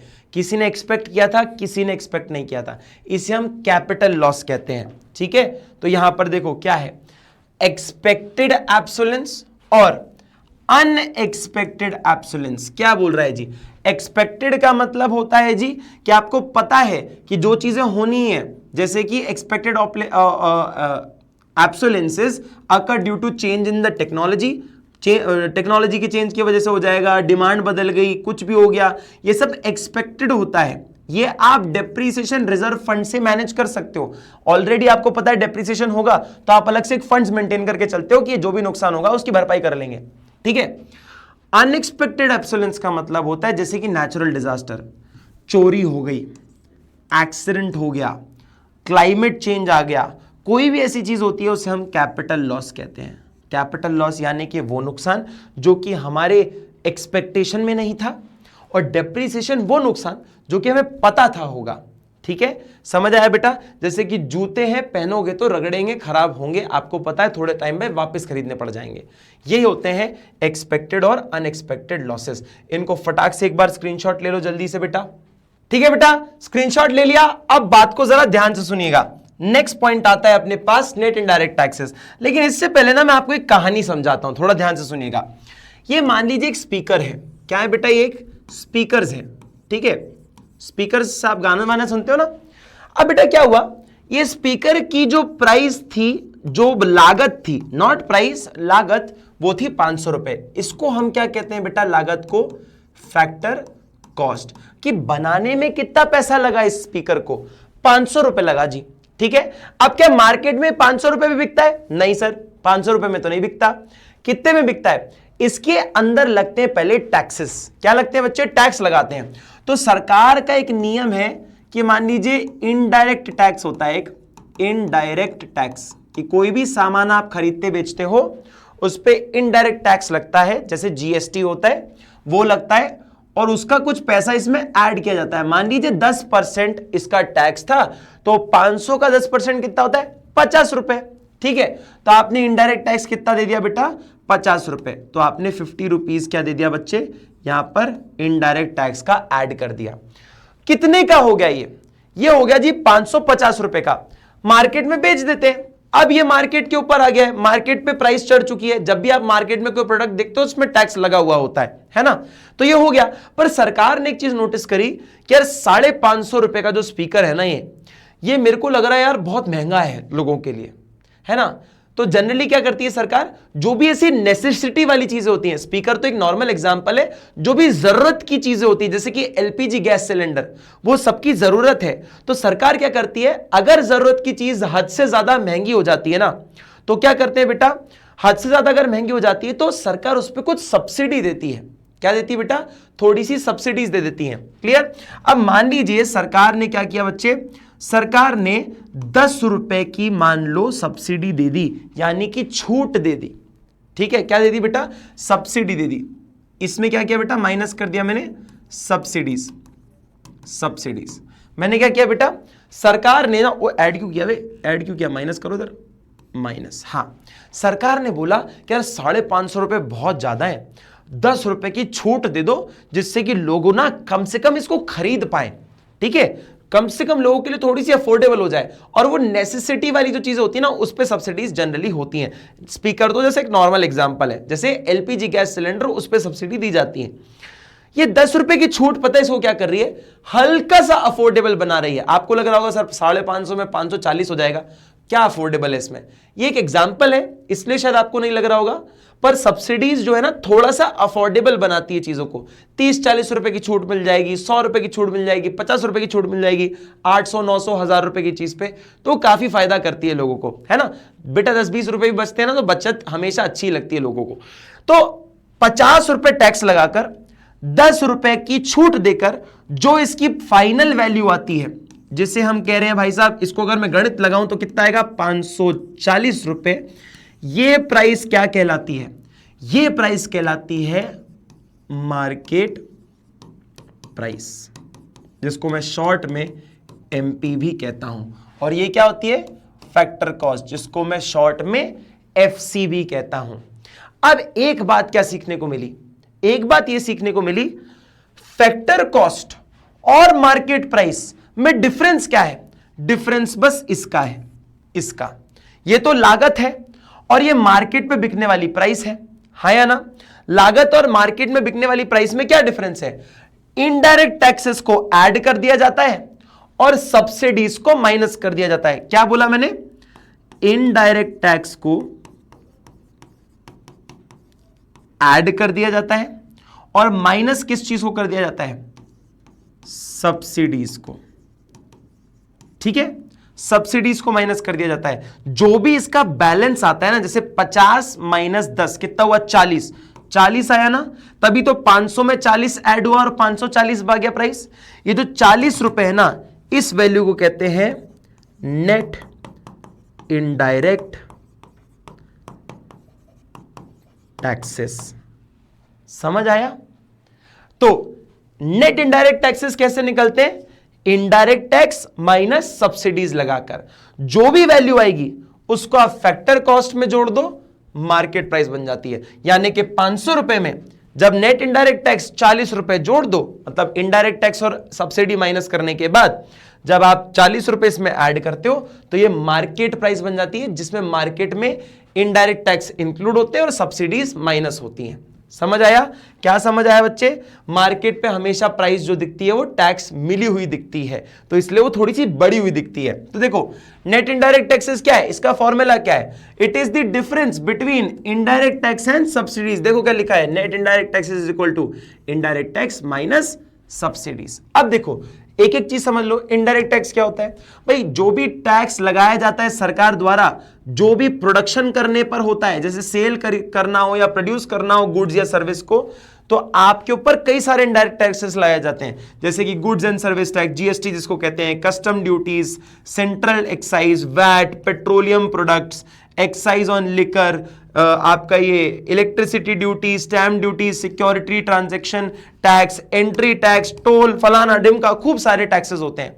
अब टैक्सेस क्या करते हैं ना, टैक्सेस क्या है, किसी भी प्रोडक्ट की प्राइस को जनरली बहुत बढ़ा देते हैं। एग्जांपल के तौर पे इस चीज को देखो, पेट्रोल बहुत महंगा होता है ना बेटा, आपने देखा होगा बहुत महंगा है पेट्रोल, इसकी प्राइस कैसी होती है, बेस प्राइस इसकी 57 ही है, इसमें फिर फ्रेट चार्जेस लगते हैं। फ्रेट क्या है भैया? आवन जावन का जो कैरी का जो खर्चा है वो 0.2।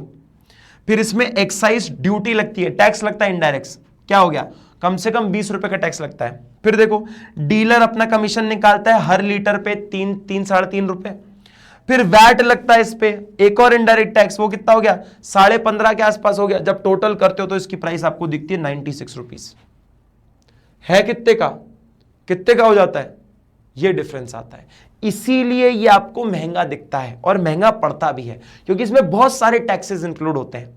तो जनरली इनडायरेक्ट टैक्सेस किसी भी चीज की प्राइसेस को बहुत महंगा कर देते हैं। इसी से बचाने के लिए सरकार लाती है सब्सिडीज, जो कि एलपीजी सिलेंडर पे होती है। आपके यहां पे देखा होगा आपने, एलपीजी सिलेंडर जो है वो 900 रुपए 800 रुपए का कुछ आता होगा, है ना? जबकि एक्चुअली में उसकी प्राइस कितनी होती है? 1100-1200 रुपए। 200-300 रुपए की छूट दे देते हैं आपको, तो अफोर्डेबल हो जाता है ना लोगों के लिए। घर में सबके खाना बनने लग जाएगा फिर, नहीं तो वही लोग लकड़ी जला जला के पॉल्यूशन भी करेंगे और खाना बनाएंगे। इसीलिए सरकार छूट देती है बेसिक चीजों पर। Subsidies are a financial assistance. Financial assistance मतलब एक मदद होती है, पैसा ना देकर पैसे की छूट देकर मदद करी जाती है। किसके द्वारा करी जाती है बेटा? गवर्नमेंट द्वारा करी जाती है। किसको? प्रोड्यूसर को मिलता है to fulfil is social welfare objective. In India LPG cylinder is sold at subsidised rate. India में एलपीजी सिलेंडर को सब्सिडाइज्ड रेट पर बेचा जाता है। वही एग्जांपल जो मैंने बताया, 10 रुपए की आपने सब्सिडी की छूट दे दी है। इसको बेटा हम इकोनॉमिक असिस्टेंस या फाइनेंशियल असिस्टेंस भी कहते हैं। अब आपको एक मन में आई होगी बात, सर यहां पर आपने बोला सब्सिडी को माइनस करते हैं। माइनस क्यों करते हैं? टैक्स तो ऐड करते हैं, वो पता है हमें कि सरकार को पैसा चाहिए होता है देश चलाने के लिए, तो उनको रेवेन्यू जनरेट करना है, वो टैक्स लेंगे आपसे। पर सरकार छूट क्यों देती है? और हम इसको नेशनल इनकम में क्यों इंक्लूड नहीं करते? उसके पीछे का रीजन ये है भाई, नेशनल इनकम में इसलिए इसको इंक्लूड नहीं करते हैं, सब्सिडीज जो है ना ट्रांसफर तरह की चीज होती है, ट्रांसफर इनकम होती है। क्या होती है बेटा? ट्रांसफर पेमेंट होता है, sorry not income, transfer payment है। यानी कि एक तरफा पेमेंट हुआ है, एक तरफा पेमेंट हुआ है, इसके लिए कोई काम नहीं किया गया, तो इसलिए हम इसको जनरली हटा देते हैं। Subsidies is a transfer payment as it is a financial assistance provided by the government. बदले में आपने कुछ नहीं किया, उन्होंने आपका भला करने के लिए किया, जैसे पॉकेट मनी मिलती थी ना, वैसे ही सेम। ठीक है बेटा, समझ आया? चलो जी नेक्स्ट पॉइंट देख लो। फैक्टर कॉस्ट और मार्केट प्राइस क्या है? मैंने तुम्हें बताया था, अगर तुम्हारी फैक्टर कॉस्ट है और तुम्हें किस पर जाना है? तुम्हें मार्केट प्राइस पर जाना है, NIT को ऐड कर दो, तुम लोग मार्केट प्राइस पर आ जाओगे। जैसे कि फैक्टर कॉस्ट दिया हुआ है और तुम्हें मार्केट प्राइस पर जाना है, तो तुम क्या करोगे? प्लस कर दो NIT का वैल्यू। NIT कैसे निकलता है? इनडायरेक्ट टैक्स की वैल्यू माइनस सब्सिडी की वैल्यू दी होंगी, माइनस कर देना, डिफरेंस वैल्यू निकाल लेना, जो भी आएगा फैक्टर कॉस्ट में ऐड करना, मार्केट प्राइस पर आ जाएगी। अगर मार्केट प्राइस से जाना है कहां पर? फैक्टर कॉस्ट पे, वापस जितनी लागत थी उस पर जाना है, तो क्या करोगे? टैक्सेस हटा दो, क्या करोगे? माइनस NIT कर दो, माइनस NIT कर दो। देखो मार्केट प्राइस से अगर वापस फैक्टर कॉस्ट पे जाना है, माइनस कर दो NIT, आपका आंसर आ जाएगा। Simple simple. फैक्टर कॉस्ट कौन सी कॉस्ट है? वो कॉस्ट जो कि बताता है एक प्रोडक्ट को बनाने में कितनी लागत लगी। मार्केट प्राइस वो प्राइस है जो बताता है कि एक प्रोडक्ट कितने में बिकता है एक्चुअली मार्केट में। ठीक है बेटा, समझ आया? कोई दिक्कत, कोई परेशानी? चलो भाई इसका फटाक से स्क्रीनशॉट ले लो, और ये कुछ क्वेश्चन है जिसको एक बार सॉल्व करके देख लो। देखो मैं इनफैक्ट बता ही देता हूं, नेट इनडायरेक्ट टैक्सेस और सब्सिडी। नेट इनडायरेक्ट टैक्सेस 0 है, सब्सिडी 100 की है, तो क्या किया? 0 माइनस 100 कितना हो गया जी? कितना हो गया जी? -100, -100 हो गया। ये देखो आपका क्या है जी? ये देखो -100 आ गया। अब देखो इनडायरेक्ट टैक्स कितना था? 250, सब्सिडी कितनी थी आपकी? 0, तो 250 माइनस 0 कितना हो गया जी? 250, तो 250 रुपए का टैक्स लगेगा। ठीक है, अब इनडायरेक्ट टैक्सेस मान लीजिए 200 है, सब्सिडी कितनी है? 120, तो 200 minus 120 will give us what? 80 रुपए का NIT है। NIT कितना है? 80 है, तो आपको दिख गया भैया, लिखो NIT इधर है 80। समझ आ गया? कोई दिक्कत, कोई परेशानी? क्लियर है सबको? कोई दिक्कत परेशानी? चलो जी बहुत बढ़िया। तो ये हम यहां पर ये सीख चुके हैं। आई होप कि आपको क्लियर है। स्क्रीनशॉट ले लो फटाक से इसका।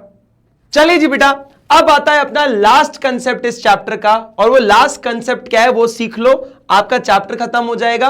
और इस सारे कंसेप्ट को एक बार ढंग से याद कर लेना, क्योंकि आपको ये काफी ज्यादा कैरी फॉरवर्ड होगा अगले चैप्टर्स में। तो नेशनल इनकम जब सीखोगे ना तो ये सारे कंसेप्ट आपको काफी ज्यादा फायदा देंगे। बात याद रखना, ये चैप्टर्स कंटिन्यूएशन में ही देखना है, मैं बार बार बोल रहा हूं।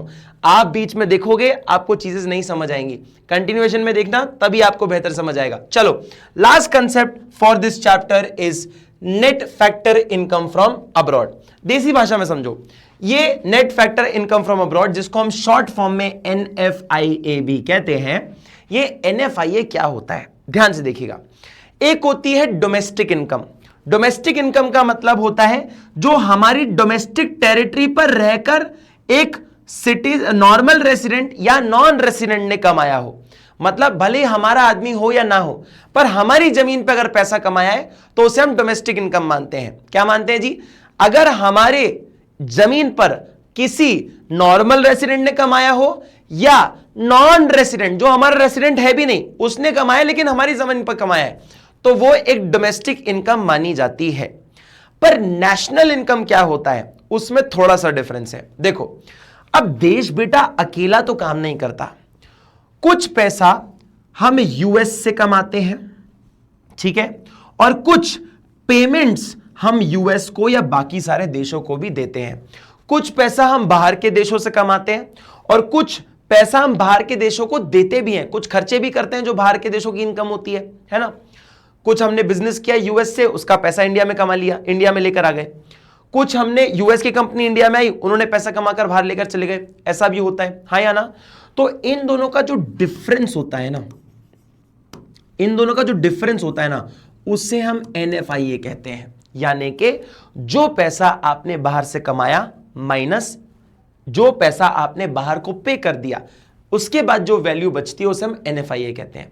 ठीक है, ध्यान से देखो, it refers the difference between factor income received from the rest of the world, कि जो पैसा हमने कमाया अपने देश को छोड़कर बाहर के सारे देशों से, and factor income paid, income तो भी रिसीव करी थी, हाँ या ना, अब पे कर रहे हैं to the rest of the world, कि भैया जो पूरी दुनिया से हमने हमारे देश में पैसा कमाया, इंडिया में पैसा लेकर आए वो, माइनस जो पेमेंट्स, जो पैसा हमने दे दिया दुनिया के बाकी सारे लोगों को, हमने उनसे कुछ सर्विसेज लिया, गुड्स खरीदे, उनको हमने पैसा दे दिया, तो उसके दोनों के डिफरेंस को हम NFIA कहते हैं। जैसे कि NFIA का फुल फॉर्मूला क्या है? Factor income earned from abroad, जो पैसा हमने कमाया बाहर के देशों से, minus factor income paid to abroad, कि जो भी पैसा हमने पे कर दिया अब्रॉड उसको माइनस कर दो जो कमाया उससे। ठीक है बेटा, जो बचेगा उसे हम NFIA कहते हैं। सर ये NFIA इतना ज्यादा इंपॉर्टेंट क्यों है? दोनों के बीच में आपको रिलेशन समझाता हूं। डोमेस्टिक इनकम वो इनकम है बेटा जिसमें बाहर की जमीन पे कमाया हुआ पैसा इंक्लूड नहीं होता। हमारी जमीन पे जो हमने पैसा कमाया होगा, भले कोई भी कमाए, अगर आपने हमारी जमीन, इंडियन टेरिटरी, डोमेस्टिक टेरिटरी पे अगर पैसा कमाया है तो ही आप बोल सकते हो कि हां ये एक डोमेस्टिक इनकम है। लेकिन जब आप नेशनल इनकम की बात करते हो तो इससे फर्क नहीं पड़ता कि आपने हमारी जमीन पे कमाया कि आपने किन की जमीन पे कमाया, लेकिन अगर हमारे बंदे ने कमाया, किसने कमाया? अगर नॉर्मल रेसिडेंट, नॉर्मल रेसिडेंट द्वारा अगर कमाया गया है, नॉर्मल रेसिडेंट द्वारा अगर अर्न किया गया है तो वो नेशनल इनकम में आएगा। ये नॉर्मल रेसिडेंट हो या नॉन रेसिडेंट हो, अगर आपने डोमेस्टिक टेरिटरी पे कमाया तो आप डोमेस्टिक इनकम बोलोगे। डोमेस्टिक टेरिटरी पे कमाना है, बस आपको डोमेस्टिक टेरिटरी पे कमाना है, भले ही आप नॉन रेसिडेंट हो या नॉर्मल रेसिडेंट हो, ये दुनिया में कहीं भी कमाओ लेकिन आपका आदमी कमाए। ठीक है, अब निकलता कैसे इन दोनों के बीच का डिफरेंस पता है क्या है? जब आप डोमेस्टिक इनकम यानी कि देश की इनकम, देश में कमाई गई इनकम में जब आप फॉरेन वाली इनकम ऐड कर देते हो, यानी कि NFIA ऐड कर देते हो, तो वो नेशनल इनकम बन जाता है। अच्छा सर, ये तो हमारी जमीन पे कमाया हुआ पैसा था, जब हमने बाहर से जो पैसा कमाया और बाहर से जो पैसा पे कर दिया के बाद जो वैल्यू बचती है NFIA, जब हम इसको ऐड कर देते हैं तो ये बन जाता है नेशनल इनकम। मतलब यहां पर फॉरेन की इनकम भी इंक्लूड होती है, यहां पे तो सिर्फ हमारे देश की इनकम इंक्लूड होती है, हमारी जमीन पे जो पैसा कमाया उसकी। ठीक है, उल्टा करना है, क्या कर सकते हो, नेशनल इनकम आपको दी गई हो और आपको डोमेस्टिक इनकम पर जाना हो तो क्या करोगे जी, सिंपल कंसेप्ट है, क्या करोगे जी, फॉरेन की इनकम हटा दो माइनस NFIA, आपका आंसर आ जाएगा। NFIA जो है ना वो डिफरेंस है किसके बीच में, नेशनल इनकम और डोमेस्टिक इनकम के बीच में। डोमेस्टिक इनकम में NFIA नहीं होता, नेशनल इनकम में NFIA होता है। तो क्या बोलोगे, नेशनल इनकम निकालने के लिए फॉर्मूला क्या बन जाता है, domestic income plus NFIA is equal to national income. और डोमेस्टिक इनकम के लिए क्या फॉर्मूला होता है, national income minus NFIA is equal to domestic income. Simple concept, समझ आया। अब आगे देख लो क्या बोल रहा है, देखो यहां पे लिखा हुआ है डोमेस्टिक इनकम में NFIA ऐड किया, नेशनल इनकम बन गई। नेशनल इनकम में NFIA माइनस किया, डोमेस्टिक इनकम बन गई। Simple as that. ठीक है, NFIA is the significant difference between domestic income and national income. वही तो मैं बोल रहा हूं कितनी देर से, डोमेस्टिक इनकम और नेशनल इनकम के बीच का डिफरेंस क्या है, NFIA तो है, क्या है उसके अंदर, और कुछ नहीं है। समझ आया। नेशनल इनकम कैसे निकालोगे जी, ये देखो डोमेस्टिक इनकम में क्या ऐड किया, NFIA ऐड कर दिया। NFIA को आपने बस यहां पे इलेबोरेट तरीके से लिख दिया, factor income from abroad minus कहां गया, minus factor income to abroad, मतलब पैसा पे कर दिया, दोनों को लिख दिया। इसको शॉर्ट में ऐसे भी लिख सकते हो, national income is equal to domestic income plus NFIA। जो यहां पे मैंने इलेबोरेट करके लिखा है वो यहां पे मैंने शॉर्ट पे लिख दिया, NFIA को यहां पर खोल कर लिख दिया मैंने। समझ आया, क्लियर है, कोई दिक्कत कोई परेशानी। ये हमारा नेशनल इनकम का कंसेप्ट था बेटा, क्लियर है। चलो अब आगे देखो, नेशनल NFIA जो है बेटा जीरो भी हो सकता है, नेगेटिव भी हो सकता है और पॉजिटिव भी हो सकता है। देखो जीरो नेगेटिव पॉजिटिव कैसे होगा, एग्जाम्पल से देख लो ना, सिंपल है, एग्जाम्पल से देख लो कैसे। देखो ये रहा, देखो बच्चे, पैसा जो मैंने अब्रॉड से कमाया वो 500 रुपए था और जो अब्रॉड को पैसा पे कर दिया वो 300 रुपए था, तो कितना हुआ बेटा NFIA मेरा आएगा सिंपल सा 500 माइनस 300 विल गिव मी 200। तो ये क्या हुआ, पॉजिटिव वैल्यू हो गया, पॉजिटिव वैल्यू हो गया। भाई 500 रुपए कमाए, 300 रुपए खर्च कर दिए, 200 रुपए बचे, क्या है भैया NFIA मेरा 200 आ गया। ये देखो यहां पे लिखा हुआ 200 रुपए।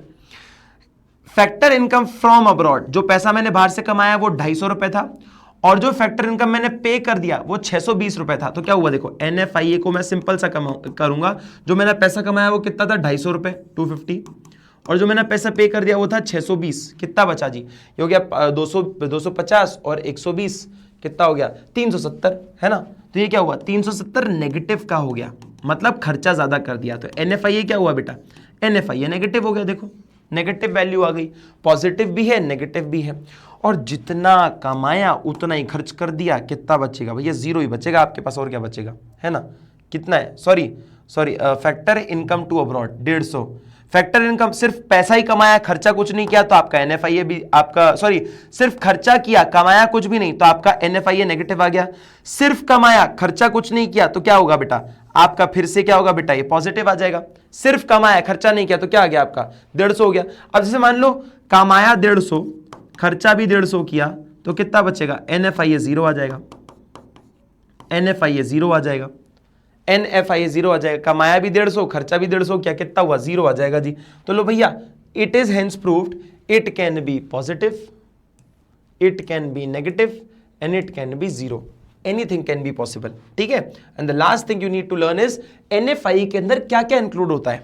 NFIA के अंदर ये सारे बेटा वैल्यू नेट बेसिस पे है। नेट बेसिस मतलब इनमें कुछ ना कुछ काटा पीटी गई है, काटा पीटी करी गई है। देखो जब भी नेट आता है ना वर्ड, तो उसमें कुछ काटा पीटी करी जाती है। देखो यहां लिखा है ना, net factor income from abroad, net value था, तो जो कमाया और जो खर्चा किया उसका डिफरेंस वैल्यू आया है, मतलब दोनों में से काटा पीटा करा है आपने। ठीक है, तो ये क्या होता है, यहां पर भी देखो कॉम्पनसेशन ऑफ एम्प्लॉइज, कुछ हमारे एम्प्लॉइज ने बाहर से पैसा कमाया होगा, कुछ हमने एम्प्लॉइज को बाहर पैसा पे किया होगा, उसका नेट वैल्यू। कुछ सैलरीज हमने बाहर से कमाई, कुछ सैलरीज हमने बाहर को पे कर दी, नेट वैल्यू देनी पड़ेगी यहां पर। प्लस और कौन सी चीजें, कुछ रेंट हमें बाहर से मिलता है, कुछ रेंट हम बाहर को दे देते हैं, दोनों का नेट वैल्यू यहां पर लिख दो। ठीक है, कुछ रिटेन्ड अर्निंग्स बाहर की होती हैं। रिटेन्ड अर्निंग मतलब आपने जो पैसा बनाया उसमें से कुछ पैसा आपने रख लिया अलग से फ्यूचर पर्पसेस के लिए, उसे हम रिटेन्ड अर्निंग कहते हैं। तो कुछ पैसा आपने बाहर की कंट्रीज से बनाया, साइड में रख लिया, कुछ पैसा हमने बाहर को दे दिया, तो क्या हुआ बेटा, ये भी नेट वैल्यू आ गई। जब तीनों को ऐड कर दोगे तो इससे भी NFIA निकलता है। ये इसके कंपोनेंट्स होते हैं। ठीक है बेटा, ये हमारा चैप्टर की थी पूरी की पूरी समाप्ति। आई होप कि आपको ये चैप्टर लगा होगा बहुत ही शानदार। आई नो काफी सारे ऐसे टर्म्स थे, थोड़ा मैंने इसको इलैबोरेटिव तरीके से जानबूझकर इसलिए पढ़ाया कि जब तक आपको बारीकी नहीं फील होगी तब तक आप मास्टर नहीं कर सकते नेशनल इनकम को। और मेरा उद्देश्य वीडियो को टाइमिंग को कम करके पढ़ाना नहीं है, मेरा उद्देश्य है तुम्हें एंड तक हर चीज को बेसिक रूट लेवल तक समझाना, जो कि आई होप कि इस वीडियो के बाद तुम्हें जरूर समझ आया होगा। इसके बाद वाला चैप्टर जरूर देखो, जो national income and related aggregates हैं, वहां पर सीखो कैसे हम नेशनल इनकम के स्टेप को सीखते हैं, कैसे हम नेशनल इनकम निकालते हैं जीडीपी से, कैसे हम चीजों को कन्वर्ट करते हैं। यहां तक गेम खत्म नहीं हुआ है, अब आप इसको सीखो कि एग्रीगेट्स कैसे हम निकालते हैं, और उसके बाद आप मेथड सीखो कि नेशनल इनकम कैसे निकालते हैं। आगे दोनों चैप्टर जब देखोगे, इस चैप्टर को देखने के बाद, तो आपको पूरा नेशनल इनकम कंठस्थ याद हो जाएगा और आपको किसी भी तरीके से डरने की नेशनल इनकम में कोई जरूरत नहीं पड़ेगी। आई hope you like this video. इस वीडियो को ज्यादा से ज्यादा लोगों तक शेयर करना, क्योंकि बेसिक चीजें हैं बच्चों कि इनको नहीं पता होता है, और एग्जाम में सबको 80 में से 80 लानी है। And mark my words, if you are watching this videos you will get 80 out of 80। If you are aiming for it, comment down below कि 80 में से 80 आएंगे, और सोच लिया है ना तो आ भी जाएंगे। I hope you like this video guys. Share करना, लाइक करना और सब्सक्राइब जरूर करके जाना। Bye bye, take care, see you.